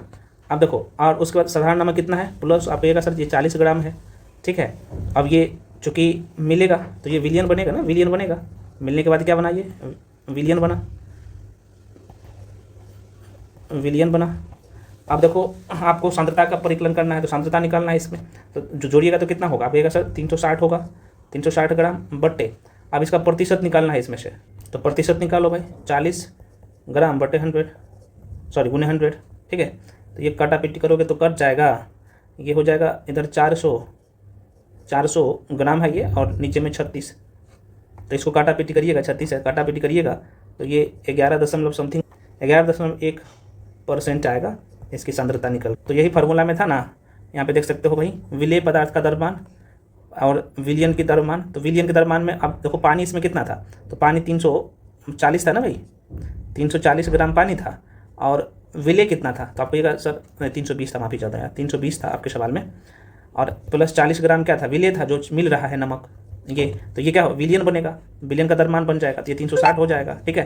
और उसके बाद यहाँ पे विलेय कितना मिल रहा है इसमें, ये विलयन में नमक कितना मिल रहा है, नमक आपसे पूछा था ना साधारण नमक कितना, 40 ग्राम, तो ऊपर में 40 ग्राम होगा ना, और ये तो जो गुना 100 है, परसेंट में निकालोगे तो गुना 100 करना ही पड़ेगा, यही निकाल के कितना 11.1% निकलेगा।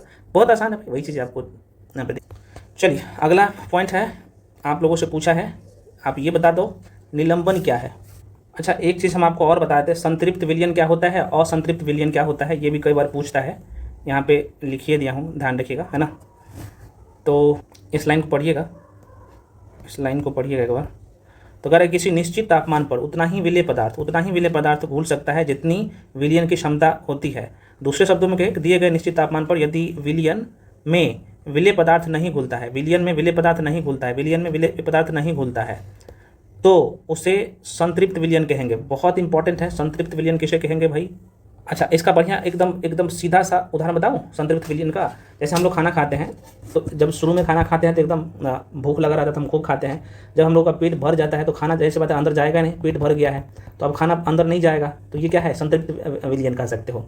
एक समय ऐसा आता है कि भाई उसमें अब आपका खाना पचेगा ही नहीं। वही कंडीशन होता है कि मान लो कि शरबत बनाए हो, शरबत में आप पहले चीनी डाले हो, पहले घुल रहा था, एक समय ऐसा आएगा कि अब चीनी घुलवे नहीं करेगा, है ना, क्योंकि अब सोखने की क्षमता खत्म हो गया पानी का, तो वो संतृप्त विलयन होता है। ठीक है, ऐसा ध्यान रखना, संतृप्त विलयन बहुत पूछता है। अब एक मैंने आपको और बताया कि असंतृप्त विलयन किसे कहेंगे भाई, तो कह रहा है कि विलेय पदार्थ की वह मात्रा जो इस ताप पर संतृप्त विलयन में उपस्थित है और उसकी घुलनशीलता कहलाती है। बेसिक बातें हैं, कह रहा है कि यदि विलयन में विलेय की मात्रा है ना, विलेय मतलब मान लो कि चीनी पानी का लेते तो चीनी विलेय है, तो विलेय की मात्रा संतृप्तता से कम है, तो उसे हम लोग असंतृप्त विलयन कहेंगे। जस्ट इसका अपोजिट हो जाता है। जो असंतृप्त विलयन में क्या होगा भाई, इसमें पचाने की क्षमता होगा, ऐसे ध्यान रख सकते हो।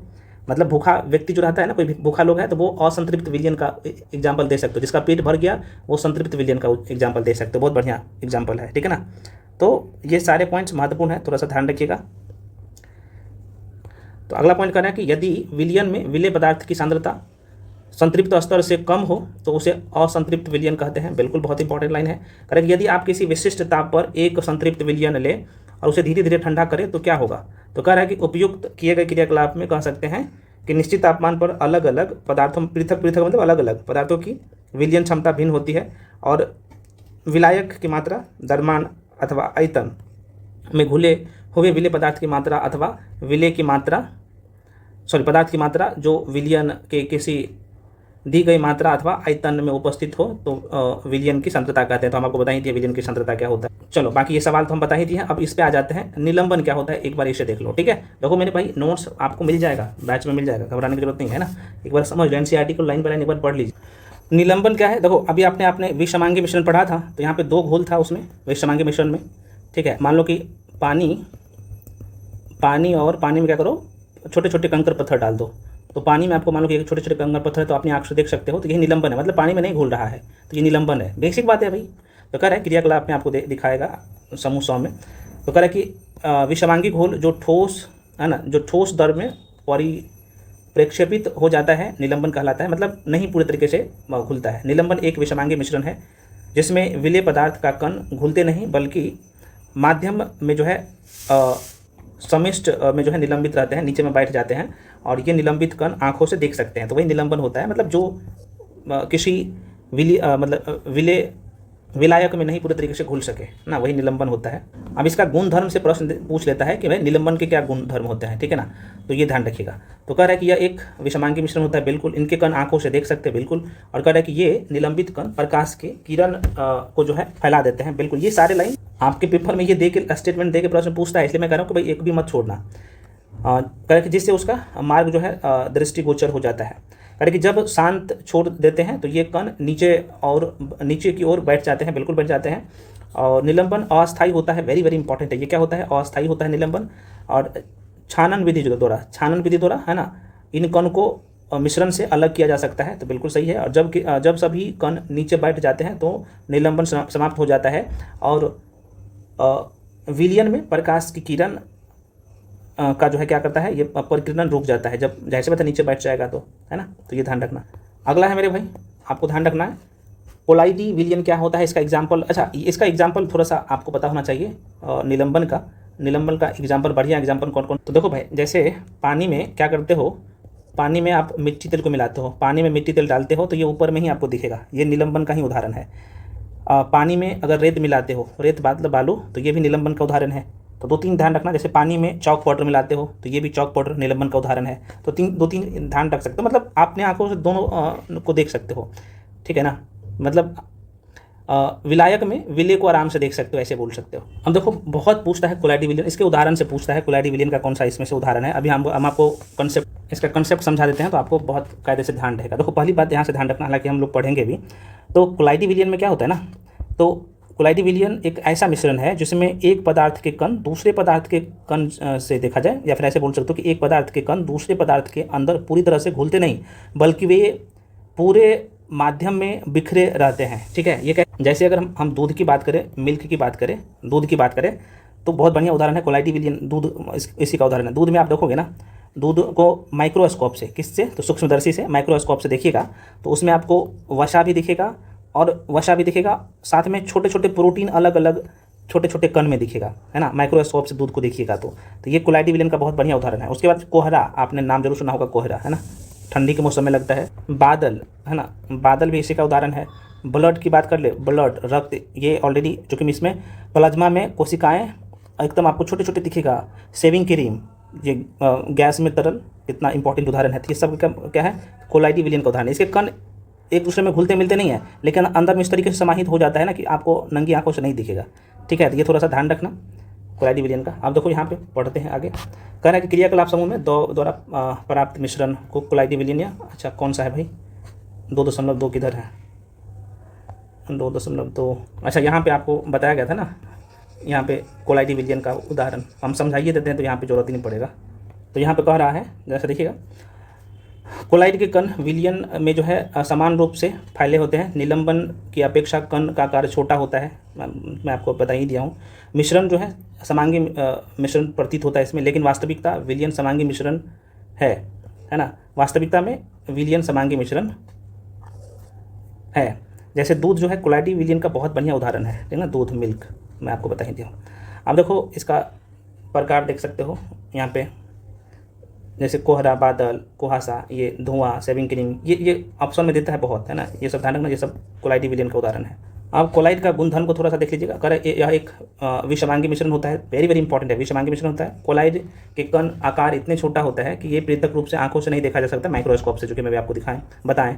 ये इतने बड़े होते हैं, है ना, इतने बड़े होते हैं कि प्रकाश की किरण को फैलाते हैं और उसके मार्ग को जो है दृश्य बनाते हैं। कह रहे हैं कि जब इसको शांत छोड़ दिया जाता है तब ये जो है कण तल पर जो है बैठते हैं, अर्थात ये अस्थायी होते हैं। ये छानन विधि द्वारा मिश्रण है ना, छानन विधि द्वारा मिश्रण से पृथक नहीं किए जा सकते हैं, बिल्कुल नहीं किए जा सकते हैं। ये थोड़ा सा और बहुत इंपॉर्टेंट है ये। किंतु एक विशेष विधि अपकेंद्रीय तकनीक के माध्यम से आप दूध से अथी क्या कहते हैं, सॉरी माफ़ी चाहता हूँ अथी वाला शब्द, हाँ हम आपको ये बता रहे थे अपकेंद्रीय बल क्या होता है आपको पता है। जो कि दूध से मक्खन जो निकाला जाता है ना, तो ये अपकेंद्रीय बल में क्या होता है कि बल बाहर की तरफ लगता है, अभिकेंद्रीय में अंदर की तरफ लगता है। हम आपको पढ़ाए हैं, कोई बात नहीं, आगे चर्चा करेंगे। तो कह रहा है कि किंतु एक विशेष विधि अपकेंद्रीय तकनीक द्वारा पृथक किए जा सकते हैं इसके कण, है ना। तो बिल्कुल किया जा सकता है, दूध से मक्खन जो निकालता है ना, तो ये इसके कण को निकाल सकते हो, ये बोल रहा है। बहुत इंपॉर्टेंट है ये प्रश्न, पूछता है बार बार पूछता है, ध्यान रखिएगा। कह रहा है कि कोलाइडल विलयन परिक्षिप्त, है ना, तो परिक्षिप्त प्रवावस्था और परिक्षेपण माध्यम से बनता है विलेय पदार्थ की तरह, है ना, विलेय पदार्थ की तरह का घटक या परिक्षिप्त कण जो कि कोलाइडल रूप में रहता है, उसे परिक्षिप्त प्रवावस्था कहते हैं। बेसिक सा क्वेश्चन है जो हम आपको समझा दिए हैं। करें कि वह घटक जिसमें परिक्षिप्त प्रवावस्था निलंबित रहता है उसे हम लोग परिक्षेपण माध्यम कहते हैं। बेसिक सा बात है। कोलाइडल को परिभाषित, कोलाइडल को परिक्षेपण माध्यम ठोस द्रव गैस की अवस्था और परिक्षिप्त परवावस्था के अनुसार वर्गीकृत किया जा सकता है। अब यहाँ पे दो शब्द आपको दिखेगा, ये क्या होता है भाई, परिक्षेपण क्या होता है और परिक्षिप्त क्या होता है। अब ये बहुत परेशान करता है। हम आपको एक विलयन जो समझाए थे ना, उसी पे हम समझा देते हैं। देखो भाई, इसमें मान लो कि पानी है, दोनों शब्द समझ में आ जाएगा, ये आप एग्जाम्पल में परीक्षा में देता है, ठीक है। और देखो ये जो कौन है, तो पानी, मान लो कि ये पानी की मात्रा ज़्यादा है, मान लो कि ये 100 ml पानी है, ठीक है। और चीनी मात्र जो है हम कहते हैं मतलब 10 ग्राम है, ठीक है ना। 10 ग्राम भी नहीं, मतलब 1 चम्मच चीनी मान लो ना, 1 चम्मच चीनी है, 1 चम्मच चीनी है। तो यहाँ पे आप देखो क्या बोलोगे, तो जिसकी मात्रा कम होता है ना, जिसकी मात्रा, जैसे ये जो आप विलियन देख रहे हो, ये विलियन जो है, विलियन जो आप देख पा रहे हैं, इसमें पानी की मात्रा ज़्यादा है और चीनी की मात्रा कम है।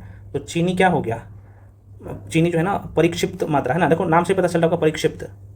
तो चीनी की मात्रा कम है, तो इसे हम लोग कहेंगे ये डिस्पेयर्ड है, मतलब इनकी मात्रा कम है, परिक्षिप्त है, ठीक है। तो परिक्षिप्त आपको समझ में आ गया, चीनी कम है तो इसे हम लोग क्या बोलेंगे, परिक्षिप्त, क्षिप्त है, ठीक है। और यहाँ पे जो पानी देख रहे हो, पानी क्या है भाई, परिक्षेपण है ना, डिस्पर्शन है ये।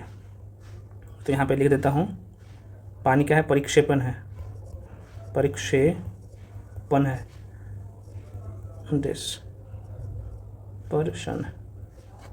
डिस्पर्शन। तो जिनकी मात्रा ज़्यादा परिक्षेपण, मात्रा कम परिक्षिप्त।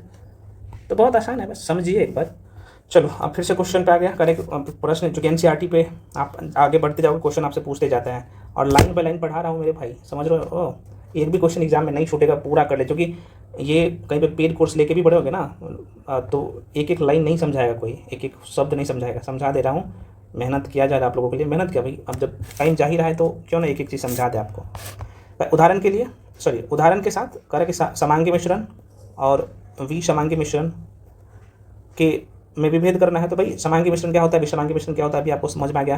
कमेंट सेक्शन में कमेंट करके बताइएगा 2-3 एग्जाम्पल के साथ। दोबारा मैं कह रहा हूँ, जो लोग यहाँ तक वीडियो देखते आ गए हो, इसका मतलब आप सर्वोत्तम हो, वैसा ही नहीं देखो, मतलब एफिशिएंसी होना चाहिए वीडियो को शुरू से लेकर अंत तक। तो यहाँ तक आ गए हो तो अभी तक आपने समांगी मिश्रण और विसमांगी मिश्रण पढ़ा है, तो इसका एग्जाम्पल जरूर लिख के दीजिएगा, ठीक है।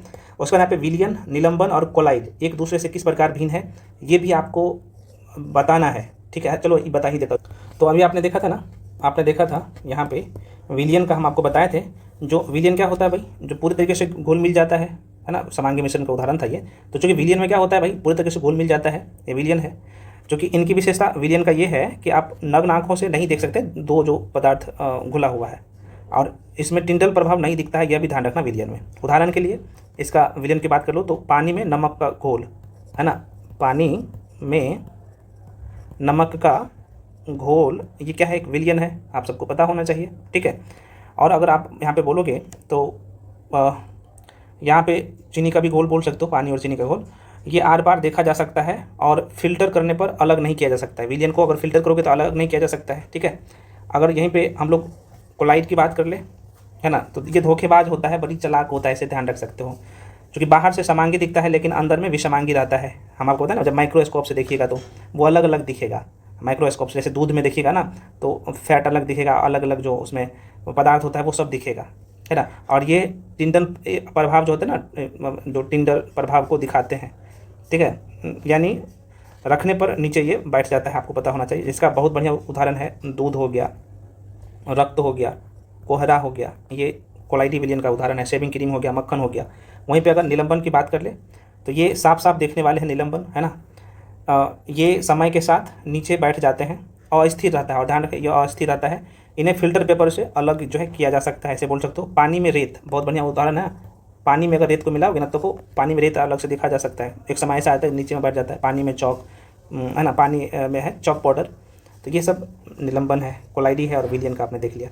उसका अगला क्वेश्चन भाई आपके सामने है कि एक संतृप्त विलियन बनाने के लिए 36 ग्राम सोडियम क्लोराइड को 100 ग्राम जल में इतना 293 केल्विन घोला जाता है, तो इसका तापमान पर इसकी सांद्रता का प्राप्त करना है।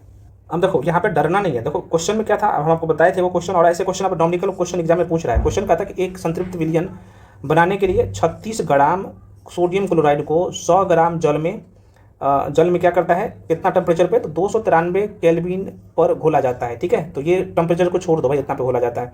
तो देखो आपको दोनों को मिलाना है पहले, उसके बाद में निकालोगे। तो अब यहाँ पे देखिएगा फ्रेंड्स, हम आपको पहले बताएं तो यहाँ पे विलेय कितना, विलेय जो मिल रहा है पानी में, जो मिल रहा है विलायक में, जो मिल रहा है विलेय नमक है यहाँ पे, है ना, सोडियम क्लोराइड नमक है ना। तो यहाँ पे देखोगे तो विलेय जो है, विलेय कितना है, तो आप कहिएगा सर ये 36 ग्राम है, 36 ग्राम है। जिसमें मिलेगा पानी में विलायक कितना है, विलायक बराबर आप कहिएगा 100 ग्राम है भाई, 100 ग्राम है। अब विलियन की कुल सांद्रता, क्योंकि विलियन की सांद्रता आपको निकालना पड़ेगा ना, टोटल को जोड़ना पड़ेगा।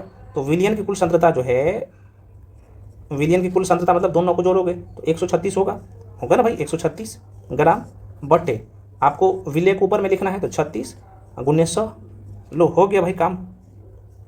अब इसको काटा पीटी जो करिएगा ना, ये 26 दशमलव समथिंग निकलेगा ये डेटा, ठीक है, 26.47% निकलेगा ये 26 है भाई। मिश्रण को अगर अलग करना है ना, मिश्रण के छोटे छोटे जो कण होता है, घटकों का पृथक्करण करना है, तो ये देखते हैं। तो कह रहा है कि हम जान चुके, मतलब हम पढ़ चुके हैं कि प्रायः प्राकृतिक पदार्थ रासायनिक तौर पर शुद्ध नहीं होते। मिश्रण से घटकों को पृथक करने के लिए विभिन्न प्रकार की विधियाँ प्रयोग में लाई जाती हैं। पृथक्करण करने से पहले कह रहा है कि प्रत्येक घटक को, प्रत्येक पदार्थ को, छोटे छोटे जो कण होता है इसका, उसके बारे में जानकारी प्राप्त करना और प्रयोग में लाना सुगम हो जाता है। तो कह रहा है कि विषमांगी मिश्रण को साधारण भौतिक क्रिया द्वारा पृथक किया जा सकता है। विषमांगी है ना, विषमांगी बोल रहा है भाई। जैसे हाथ से चुनकर, छन्नी से छानकर, जो हम प्रतिदिन व्यवहार में लाते हैं। कभी कभी मिश्रण से घटकों को जो है पृथक करने, मतलब अलग करने में, पृथक करने के लिए विशेष तकनीक का प्रयोग किया जाता है। तो कौन कौन सा तरीका है भाई वो भी देख, और नोट्स में ऑलरेडी यहाँ पे लिख दिया गया है, आप देख सकते हो। मिश्रण का जो है ना पृथक्करण की विधियाँ कौन कौन सा, रवाकरण में क्या होता है, आसवन में क्या होता है, प्रभाजी आसवन में क्या होता है, ये सब पूछता है। भाप आसवन में क्या होता है ना, निस्पंदन में क्या होता है, फिल्ट्रेशन में। विसरण तो आप सब पढ़ ही चुके हो, विसरण के गुण, ये सारी चीज़ें यहाँ पे ऊर्ध्वपातन आप सब पढ़ ही चुके हो पिछले क्लास में। तो ये सारे लाइन को 1 to 1 कवर। तो अगला पॉइंट्स है, देख सकते हो इसमें, इस बुक्स में, कि भाई रंग वाले घटक, जो रंग वाले जो पदार्थ है, घटक है, जो कण है, उसको नीले अथवा काले रंग की स्याही से कैसे अलग जो है कर सकते हैं। बहुत अच्छा क्वेश्चन है और वेरी वेरी इंपॉर्टेंट है। तो भाई इसका क्या प्रक्रिया होगा, थोड़ा सा क्रियाकलाप देख लो, हालांकि हम तो समझाइए देंगे। तो कह रहे कि भाई ठीक है, आप आधा बीकर जल लेना है। ये वो बीकर में आपको क्या करना है, इस तरीके का बीकर है, चलो आधा बीकर आपको क्या करना है, जल लेना है, ये बोल रहा है, ठीक है। तो चलो आधा बीकर आपने जल ले लिया। कह रहे कि बीकर के मुख पर जो है वाच ग्लास रखें। वाच ग्लास, अच्छा वाच ग्लास जो अभी मैं आपको दिखाऊंगा, वाच ग्लास आखिर होता क्या है। तो वाच ग्लास एक छोटी अवतल यानी थोड़ी गहराई है ना, गहराई लिए हुए कांच का कटोरी जैसा होता है, और प्रयोगशाला में इसका इस्तेमाल अक्सर बीकर को ढकने के लिए किया जाता है, वाच ग्लास का, है ना, ताकि धूल मिट्टी उसमें न गिरे और वाष्पीकरण धीरे हो। तो वाच ग्लास इंपॉर्टेंट है। तो कह रहा है कि बीकर के मुख पर जो ऊपर में वाच ग्लास रखे, जो कि चित्र संख्या 2.5 पे दिया गया है। आगे कह रहा है कुछ बूंद स्याही वाच ग्लास पर डाल दे, ठीक है। अब बीकर को गर्म करना शुरू करें। हम स्याही को प्रत्यक्ष रूप से गर्म नहीं करना चाहते है, आप देखेंगे कि वाष्प ग्लास से वाष्पीकरण हो रहा है। वाष्पीकरण होने तक जो है गर्म करना है ना, आपको क्या करना है, जारी रखना जब तक वाष्पीकरण ना होने लगे। कह रहा है कि जब जो है वाष्प ग्लास पर कोई परिवर्तन नहीं दिखता है तब जो है हमें उसे गर्म करना बंद कर दे। ठीक है, और ध्यान रखिए, ध्यान से देखिए और प्रेक्षित करना है भाई। तो ये है वाच ग्लास जो ऊपर से ढका हुआ है, आप देख सकते हो ये वाला है वाच ग्लास है ना, बीकर को ढका हुआ है। ऊपर में स्याही आपको दिखेगा और ये वाष्प होकर उड़ रहा है। यहाँ पे ये बीकर है और बीकर में जो है जल है। ठीक है, तो चूँकि वाष्पीकरण हो रहा है, अब आगे क्या कह रहा है, क्या आपके विचार में वाच ग्लास पर से जो है किसका वाष्पीकरण हुआ है? क्या वाच ग्लास पर कोई अवशेष बचा है? क्या प्रतिदिन करेंगे? क्या मतलब कह रहे हैं क्या आप प्रतिदिन करेंगे? क्या स्याही एक शुद्ध पदार्थ है या मिश्रण है? तो आइए देखो इसका आंसर यहाँ पे दिया है। कह रहा है हम पाते हैं कि स्याही जल में रंग का एक जो है मिश्रण है। तो भाई देखो स्याही मिश्रण है। अगर इस तरह से हम विलायक से विलेय पदार्थ को वाष्पीकरण विधि द्वारा पृथक करते हैं, अलग करते हैं। ठीक, अच्छा एक चीज़ यहाँ पे ध्यान रखना, एक लाइन आपसे वहाँ पे पूछा था है ना, यहाँ पे रंग वाले नीले और काले रंग को स्याही से कैसे पृथक करते हैं, और ये जो करते हैं ना उसे हम लोग है ना, यहाँ पे हम लोग क्रोमेटोग्राफी कहते हैं, क्रोमेटोग्राफी कहते हैं। ये प्रश्न कई बार पूछा गया है। इसे हिंदी में क्रोमेटोग्राफी को हिंदी में वर्ण लेखन कहते हैं। ठीक है ना, रंग को अलग करना क्रोमेटोग्राफी या वर्ण लेखन। और ये करने का क्या विधि होता है, पृथक्करण करने का विधि क्या होता है, आगे चर्चा करें। अगला क्वेश्चन है भाई, अगला पॉइंट है दूध से क्रीम को कैसे अलग कर सकते हैं भाई। तो कह रहे हैं कि आजकल हम बाज़ार में जो है क्रीम टोन्ड, डबल टोन्ड प्रकार के जो है ना के दूध पोली पैक अथवा जो है टेट्रा पैक में जाते हैं। दूध के इन प्रकारों को में देखा जाए तो भिन्न भिन्न मात्रा में वसा होती है। तो अगर हम आपको एक लाइन में बताएं यहाँ पे कैसे होगा दूध से, इस लाइन को समझिएगा है ना, किताबी भाषा हो सकता है आपको समझ में ना आए। तो दूध से क्रीम कैसे पृथक अलग कर सकते हैं। तो दूध से क्रीम अलग करने की प्रक्रिया को हम लोग अपकेंद्रन कहते हैं। पहला चीज़ यहाँ पे ध्यान रखना, अपकेंद्रन है ना, ये पूछेगा यही अपकेंद्रन पूछता है, कई बार पूछे जा चुका है। इसे हम लोग क्या कहते हैं, अपकेंद्रन कहते हैं। तो अपकेंद्रन सही से लिख देता हूँ, अपकेंद्रन कहते हैं। ठीक है, ये ध्यान रखना। सेंट्रीफुगेशन है ना, सेंट्रीफुगेशन कहा जाता है और यह बहुत ही सरल और प्रभावी तरीका है। ये काम कैसे करता है, तो आप देखे होंगे आपके घर में कोई बर्तन में है ना जो मक्खन होता था ना उसको मथते हैं, तो उससे क्या होता है, जो मक्खन होता है ना भाई, छाल ही को मथते हैं तो मक्खन ऊपर में आके जम जाता है ना, गोल गोल घुमाने से। तो ये बहुत बढ़िया उदाहरण है। और ये घूर्णन विधि द्वारा होता है, तो मशीन को बहुत तेज़ जो है गति में लाया जाता है, एकदम गोल गोल घुमाया जाता है। तो ये बेसिक बातें हैं, ध्यान रखना। यहाँ से बस एक लाइन ध्यान रखना, दूध से मक्खन जो निकाला जाता है ना, कौन सी विधि द्वारा, अपकेंद्रन द्वारा, बस काम हो गया। और इसी को एनसीईआरटी में इतना लंबा चौड़ा लिखा है ना, हालांकि यहाँ पे भी लिख दिया है अपकेंद्रीय बल है ना, सेंट्रीफुगेशन मशीन के बारे में दिया है। यहाँ पे देख सकते हो कि अपकेंद्रीय यंत्र से जो है इसे 2 मिनट तक अपकेंद्रित करें, और अगर ये सब कोई जरूरी नहीं है, फालतू का टाइम वेस्ट हो। अगला पॉइंट है जो आप लोग को कवर करना है, यहाँ पे देख सकते हो। तो यहाँ से भी एक दो चीज़ ध्यान रखो, बहुत अच्छा अघुलनशील है ना। तो देखो भाई यहाँ पे 2 अघुलनशील द्रवों को पृथक्करण जो है ना, द्रवों को पृथक्करण कीप का है ना, कीप का है ना, यहाँ पे लिख देता हूँ। यहाँ पे सेपरेटिंग फ्यूनल का नाम जरूर सुना होगा, सेपरेटिंग NNEL के माध्यम से करते हैं हम लोग। और बढ़िया एग्जाम्पल है ना, जैसे तेल और पानी है ना, तेल प्लस पानी का मिश्रण है और इसको अलग करना है, तो इसी विधि द्वारा हम लोग करते हैं ना, सेपरेटिंग फ्यूनल के द्वारा। ये ध्यान रखिएगा, बहुत आसान है। तो तेल और पानी का मिश्रण, पानी का घनत्व तेल से अधिक होता है, इसलिए पानी नीचे की परत बनाता है, पानी नीचे की परत बनाता है और तेल ऊपर पे तैरता है। आपको पता होना चाहिए, इस विधि का उपयोग करके पानी को है ना नीचे से निकाल दिया जाता है, तेल ऊपर में कीप पर क्या होता है, बैठ जाता है। तो ये ध्यान रखना, बेसिक से बात यहाँ पे तस्वीर में बताया गया है भाई। देख सकते हो यहाँ पे जल है, तेल ऊपर में बैठा हुआ है, तो ये आप देख सकते हो। अगला क्वेश्चन है, अगला पॉइंट है, यहाँ पे देख सकते हो कि नमक और अमोनिया क्लोराइड के मिश्रण को कैसे अलग कर सकते हैं। वेरी वेरी इंपॉर्टेंट है, ये सब हर जगह नहीं मिलेगा। ठीक है, तो भाई इसे रट लेना। ये ना नमक और अमोनिया क्लोराइड को अगर अलग करना है तो हम लोग ऊर्ध्वपातन विधि पहले भी समझ चुके हो ना। तो ये सब्लिमेशन यहाँ पे लिख देता हूँ,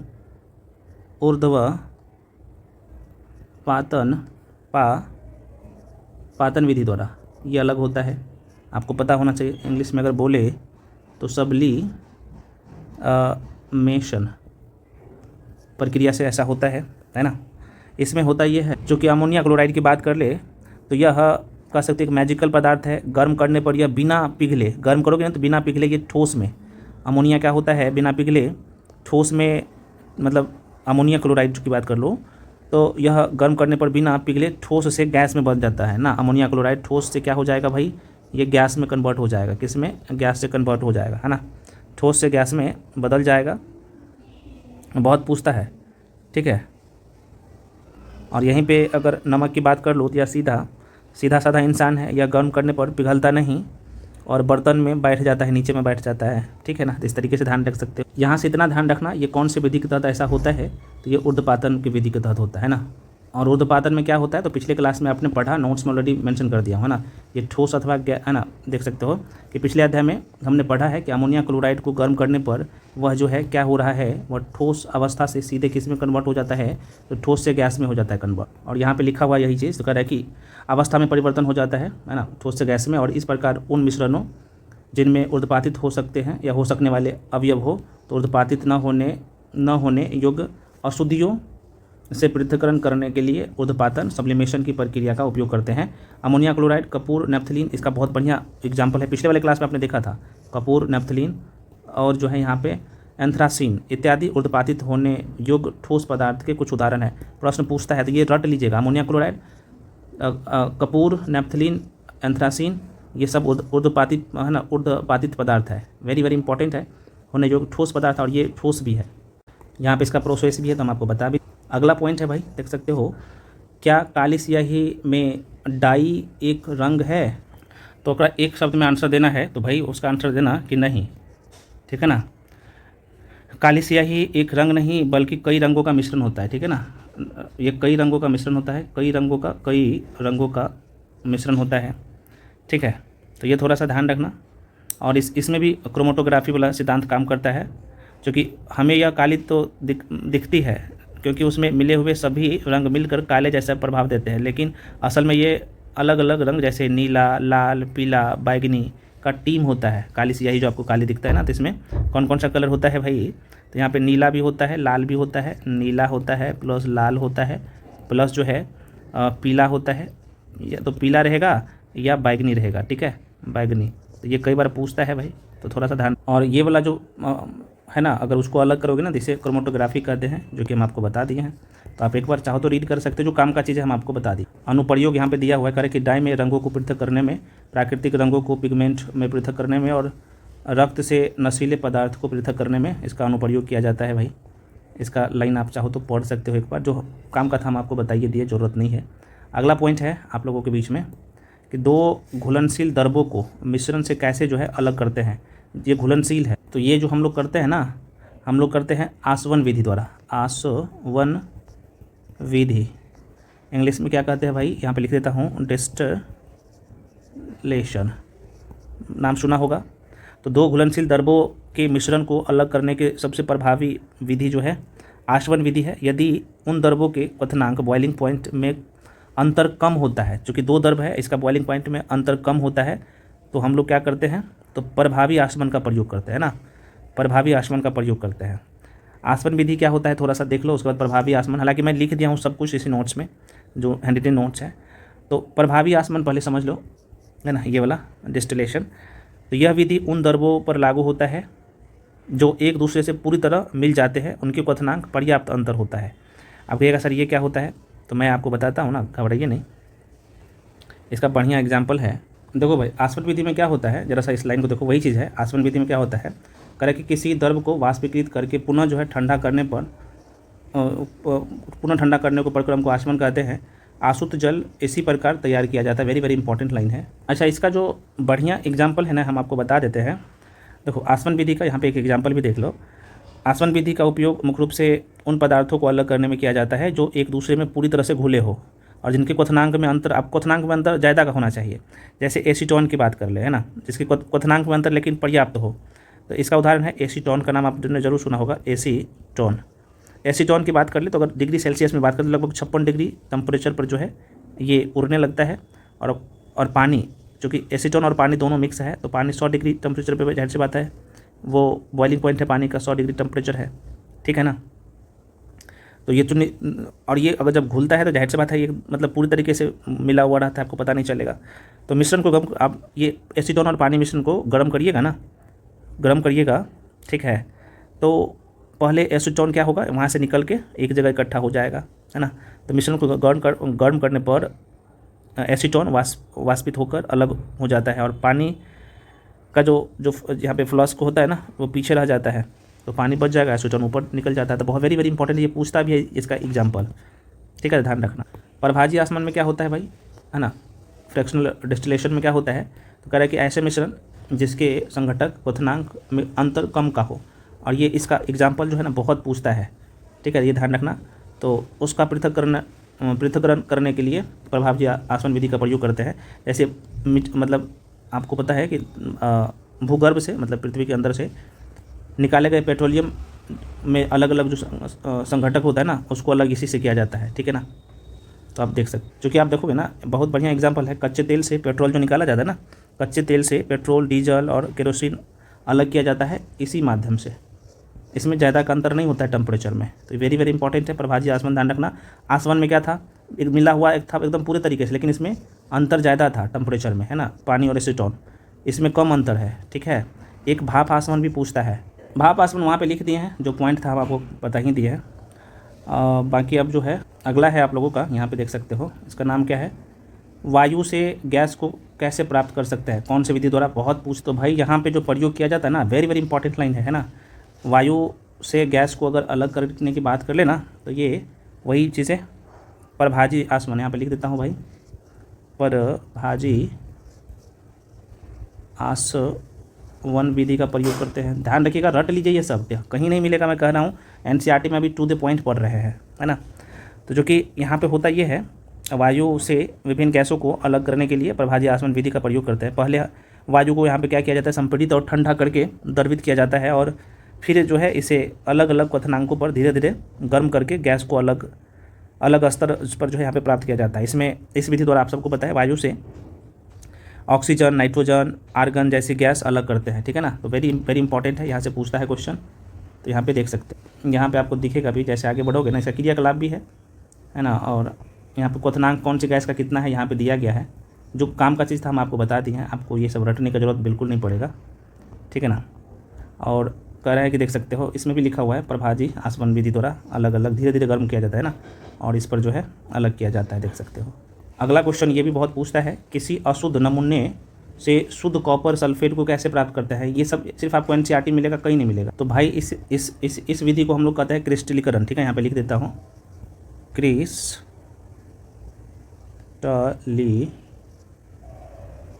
कहते हैं इस विधि को। इस विधि में होता है क्या है, अशुद्ध नमूने को क्या किया जाता है, अशुद्ध नमूने में से शुद्ध कॉपर सल्फेट प्राप्त करने के लिए हम आपको बता दें कि इसमें क्रिस्टलीकरण विधि का प्रयोग किया जाता है। इसके लिए सबसे पहले अशुद्ध कॉपर सल्फेट को पानी की कम से कम मात्रा में घोल कर छान लिया जाता है, ताकि अघुलनशील अशुद्धियाँ अलग हो जाए। और इसके बाद क्या करता है, विलयन को गर्म करके वाष्पीकृत किया जाता है, ताकि एक संतृप्त घोल प्राप्त हो सके। और अंत में घोल को धीरे धीरे ठंडे होने दिया जाता है, जिससे क्या होगा कि शुद्ध copper sulphate crystal copper sulphate का जो क्रिस्टल होता है ना वो अलग हो जाता है। और वही चीज़ यहाँ पे आपको लिखा हुआ भी दिखेगा, जो हम आपको बता दिए हैं। तो यहाँ पे आप देख सकते हो, जो काम का चीज़ था वो निकाल के बता देना। इस विधि को देखो, यहाँ पे लिखा हुआ है कि क्रिस्टलीकरण विधि कहते हैं, यहाँ पे आपको दिखेगा, ठीक है। जो काम का है ये कैसे काम करता है वो भी हम आपको बता दिए हैं, यहाँ पे लिख भी दिए हैं, देख सकते हैं ना। रवाकरण, हिंदी में क्रिस्टलीकरण को रवाकरण कहते हैं, यहाँ पे देख सकते हैं भाई। कह रहा है कि इस विधि को धीरे धीरे ठंडा करके ठोस अवस्था में बदलने की प्रक्रिया को रवाकरण कहते हैं। कह रहे किसी विधि को, किसी विलयन को, माफ़ी चाहता हूँ यार, जल्दी के चक्कर में ऐसा हो जाता है। कह रहे किसी विलयन को धीरे धीरे ठंडा करके और ठोस अवस्था में बदलने की प्रक्रिया को रवाकरण कहते हैं। इस विधि द्वारा ठोस अकार्बनिक पदार्थों को मिश्रण के अवयवों को अलग किया जाता है। यहाँ से बहुत बढ़िया एग्जाम्पल पूछता है रवाकरण से, कि अगर समुद्री जल से नमक निकालना हो, तो रवाकरण के माध्यम से, क्रिस्टलीकरण के माध्यम से ही निकाला जाता है, ठीक है ना। या अशुद्ध कॉपर सल्फेट के नमूने से शुद्ध कॉपर सल्फेट निकालना हो ना, तो इसी विधि द्वारा किया जाता है। तो यह भी पूछता है, ध्यान रखिएगा। ये सारे पॉइंट्स जो महत्वपूर्ण हैं हम आपको बता दिए हैं, रिवीजन करिएगा। एमसीक्यू जो करवाए है ना उसको जरूर करिए। यहाँ भी लिखा हुआ देख सकते हो इस बुक्स में भी, कि समुद्री जल द्वारा प्राप्त नमक को शुद्ध करने में इस विधि का प्रयोग किया जाता है ना, रवाकरण का, क्रिस्टलीकरण का। और शुद्ध नमूने में से क्रिस्टलीकरण पृथक करने में, ये आपको बता ही दिए हैं, देख सकते हैं। अगला पॉइंट है मेरे भाई, आप लोगों से पूछा है भौतिक और रासायनिक परिवर्तन, है ना, तो बहुत बढ़िया है। तो यहाँ पे एक लाइन लिखा हुआ है, अभी नोट्स में भी दिखा दूंगा, लिख दिया हूँ अलग करके। तो भौतिक परिवर्तन में मिल जाता है, जो मिल जाए भौतिक परिवर्तन है, ना मिले रासायनिक परिवर्तन है। एक ट्रिक हम आपको बताए थे, आगे भी बताएंगे। कह रहा है कि शुद्ध पदार्थ और मिश्रण में अंतर को समझने के लिए आइए पहले भौतिक और रासायनिक परिवर्तनों के बीच का अंतर समझते हैं। कह रहा है कि पिछले अध्याय में हमने पदार्थों के भौतिक गुणों के बारे में अध्ययन किया और ऐसे गुण जिनका हम अवलोकन एवं वर्णन कर सकते हैं, जैसे कि रंग, कठोरता, दृढ़, बहाव, घनत्व, द्रवनांक, क्वथनांक इत्यादि, ये भौतिक गुण से कहा जाता है। ठीक है, क्या कहा जाता है? भौतिक गुण कहा जाता है। कह रहा है कि अवस्थाओं का जो है अंतः रूपांतरण एक भौतिक परिवर्तन है, क्योंकि परिवर्तन पदार्थ के किसमें, तो संगठन में बिना परिवर्तन किए होते हैं। उनकी रासायनिक प्रकृति में कोई परिवर्तन नहीं होता, तो उसे भौतिक परिवर्तन कहते हैं। और बर्फ़, जल, है ना, बर्फ़ जो है, बर्फ़, जल और वाष्प अलग अलग दिखते हैं। ये भिन्न भिन्न भौतिक गुणों को दर्शाते हैं, लेकिन रासायनिक रूप में से समान है। कह रहा है कि जल तथा खाना पकाने वाले तेल दोनों द्रव है, लेकिन इनके रासायनिक गुणधर्म भिन्न है। कह रहा है कि इनकी गंध और ज्वलनशीलता में अंतर है। हम जानते हैं कि तेल हवा में जलता है, जबकि जल आग को जो है बुझाता है। कह रहा है कि तेल का वह रासायनिक गुण जल से इसे जो है अलग करता है। जलना एक रासायनिक परिवर्तन है। यहाँ पे जलना क्या है भाई? रासायनिक परिवर्तन है। जल जाएगा तो पदार्थ फिर से मिलेगा नहीं ना, तो रासायनिक परिवर्तन है वही चीज़ का। जलना क्या है भाई? रासायनिक परिवर्तन है। और कह रहा है कि जलने की प्रक्रिया में एक पदार्थ दूसरे से क्रिया करके अपने रासायनिक संगठन में परिवर्तन लाता है। रासायनिक परिवर्तन पदार्थ के रासायनिक गुणधर्मों में परिवर्तन लाता है और हम नया पदार्थ पाते हैं। तो रासायनिक परिवर्तन को रासायनिक प्रतिक्रिया भी कहते हैं, प्रक्रिया कहते हैं। मोमबत्ती के जलने की प्रक्रिया में जो है भौतिक और रासायनिक दोनों परिवर्तन होता है। क्यों होता है? तो मोमबत्ती जब जलता है तो मोमबत्ती जलता भी है और पिघलता भी है। तो पिघलता है तो भौतिक परिवर्तन हो जाएगा और जलता है तो रासायनिक परिवर्तन हो गया, क्योंकि ये बहुत बार क्वेश्चन पूछा गया है। देखो भाई, इस चार्ट को ध्यान रख लेना, यहाँ पे लिखवा दिए हैं आप लोगों को नोट्स में, भौतिक परिवर्तन, रासायनिक परिवर्तन। जैसे भौतिक परिवर्तन में क्या है, जो मिल जाएगा भौतिक परिवर्तन है और नहीं मिलेगा रासायनिक परिवर्तन है। जैसे अब यहाँ पे क्या है, कार्बन डाइऑक्साइड से सूखी बर्फ़ बनाना, ये भौतिक परिवर्तन है। मोमबत्ती का पिघलना भौतिक परिवर्तन है। पानी से बर्फ़ बनना, ये सब सारे पॉइंट्स लिखा दे हूँ, रासायनिक परिवर्तन जो नहीं मिलेगा। ठीक है, दोबारा जिस अवस्था में था उस अवस्था में फिर से नहीं आएगा, वो रासायनिक परिवर्तन है। आप लोग बचपन से पढ़ते आए हैं। हालांकि आगे MCQ करवाएंगे तो उसमें तो और डिटेल में हम लोग करेंगे। जैसे दूध से दही बनना है, रासायनिक परिवर्तन है। फास्फोरस से केरोसिन तेल में डालना, है ना, फास्फोरस को केरोसिन तेल में डालना, यह भी जो है कई बार पूछा जाता है, यह रासायनिक परिवर्तन है। सोडियम को पानी में डालना, यह भी जो है रासायनिक परिवर्तन है। प्लेटिनियम तार का जलना, यह भी रासायनिक परिवर्तन है। ये सब सारे पूछता है। लकड़ी का जलना रासायनिक परिवर्तन है। लोहे पर जंग लगना रासायनिक परिवर्तन है, जिसे ऑक्सीकरण कहते हो ना। दूध से दही बनना आपने देख ही लिया। शुष्क बर्फ को, है ना, सब्लिमेशन होना, ये रासायनिक भौतिक परिवर्तन है। कपूर का जलना, आप कपूर का जलना जो सब्लिमेशन कहते हो ना, ये भौतिक परिवर्तन होता है, क्योंकि वो फिर से मिल जाता है।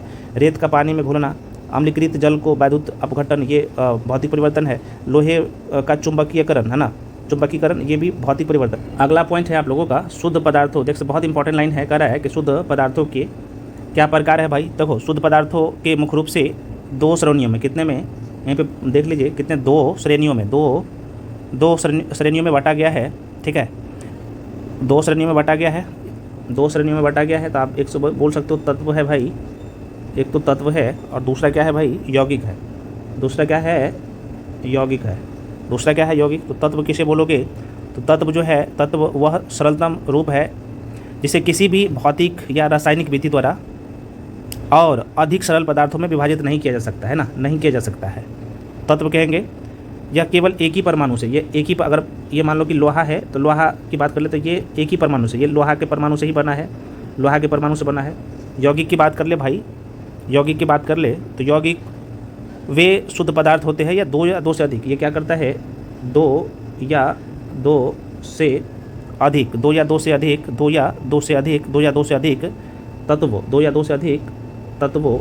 अधिक तत्वों के एक निश्चित फिक्स रेशियो में होता है। जैसे अगर मैं यहाँ पे बोलूँ, ये सब हम आपको बता चुके हैं, अगला चैप्टर में ये सब डिटेल में चर्चा करेंगे, अगला चैप्टर में यही सब है।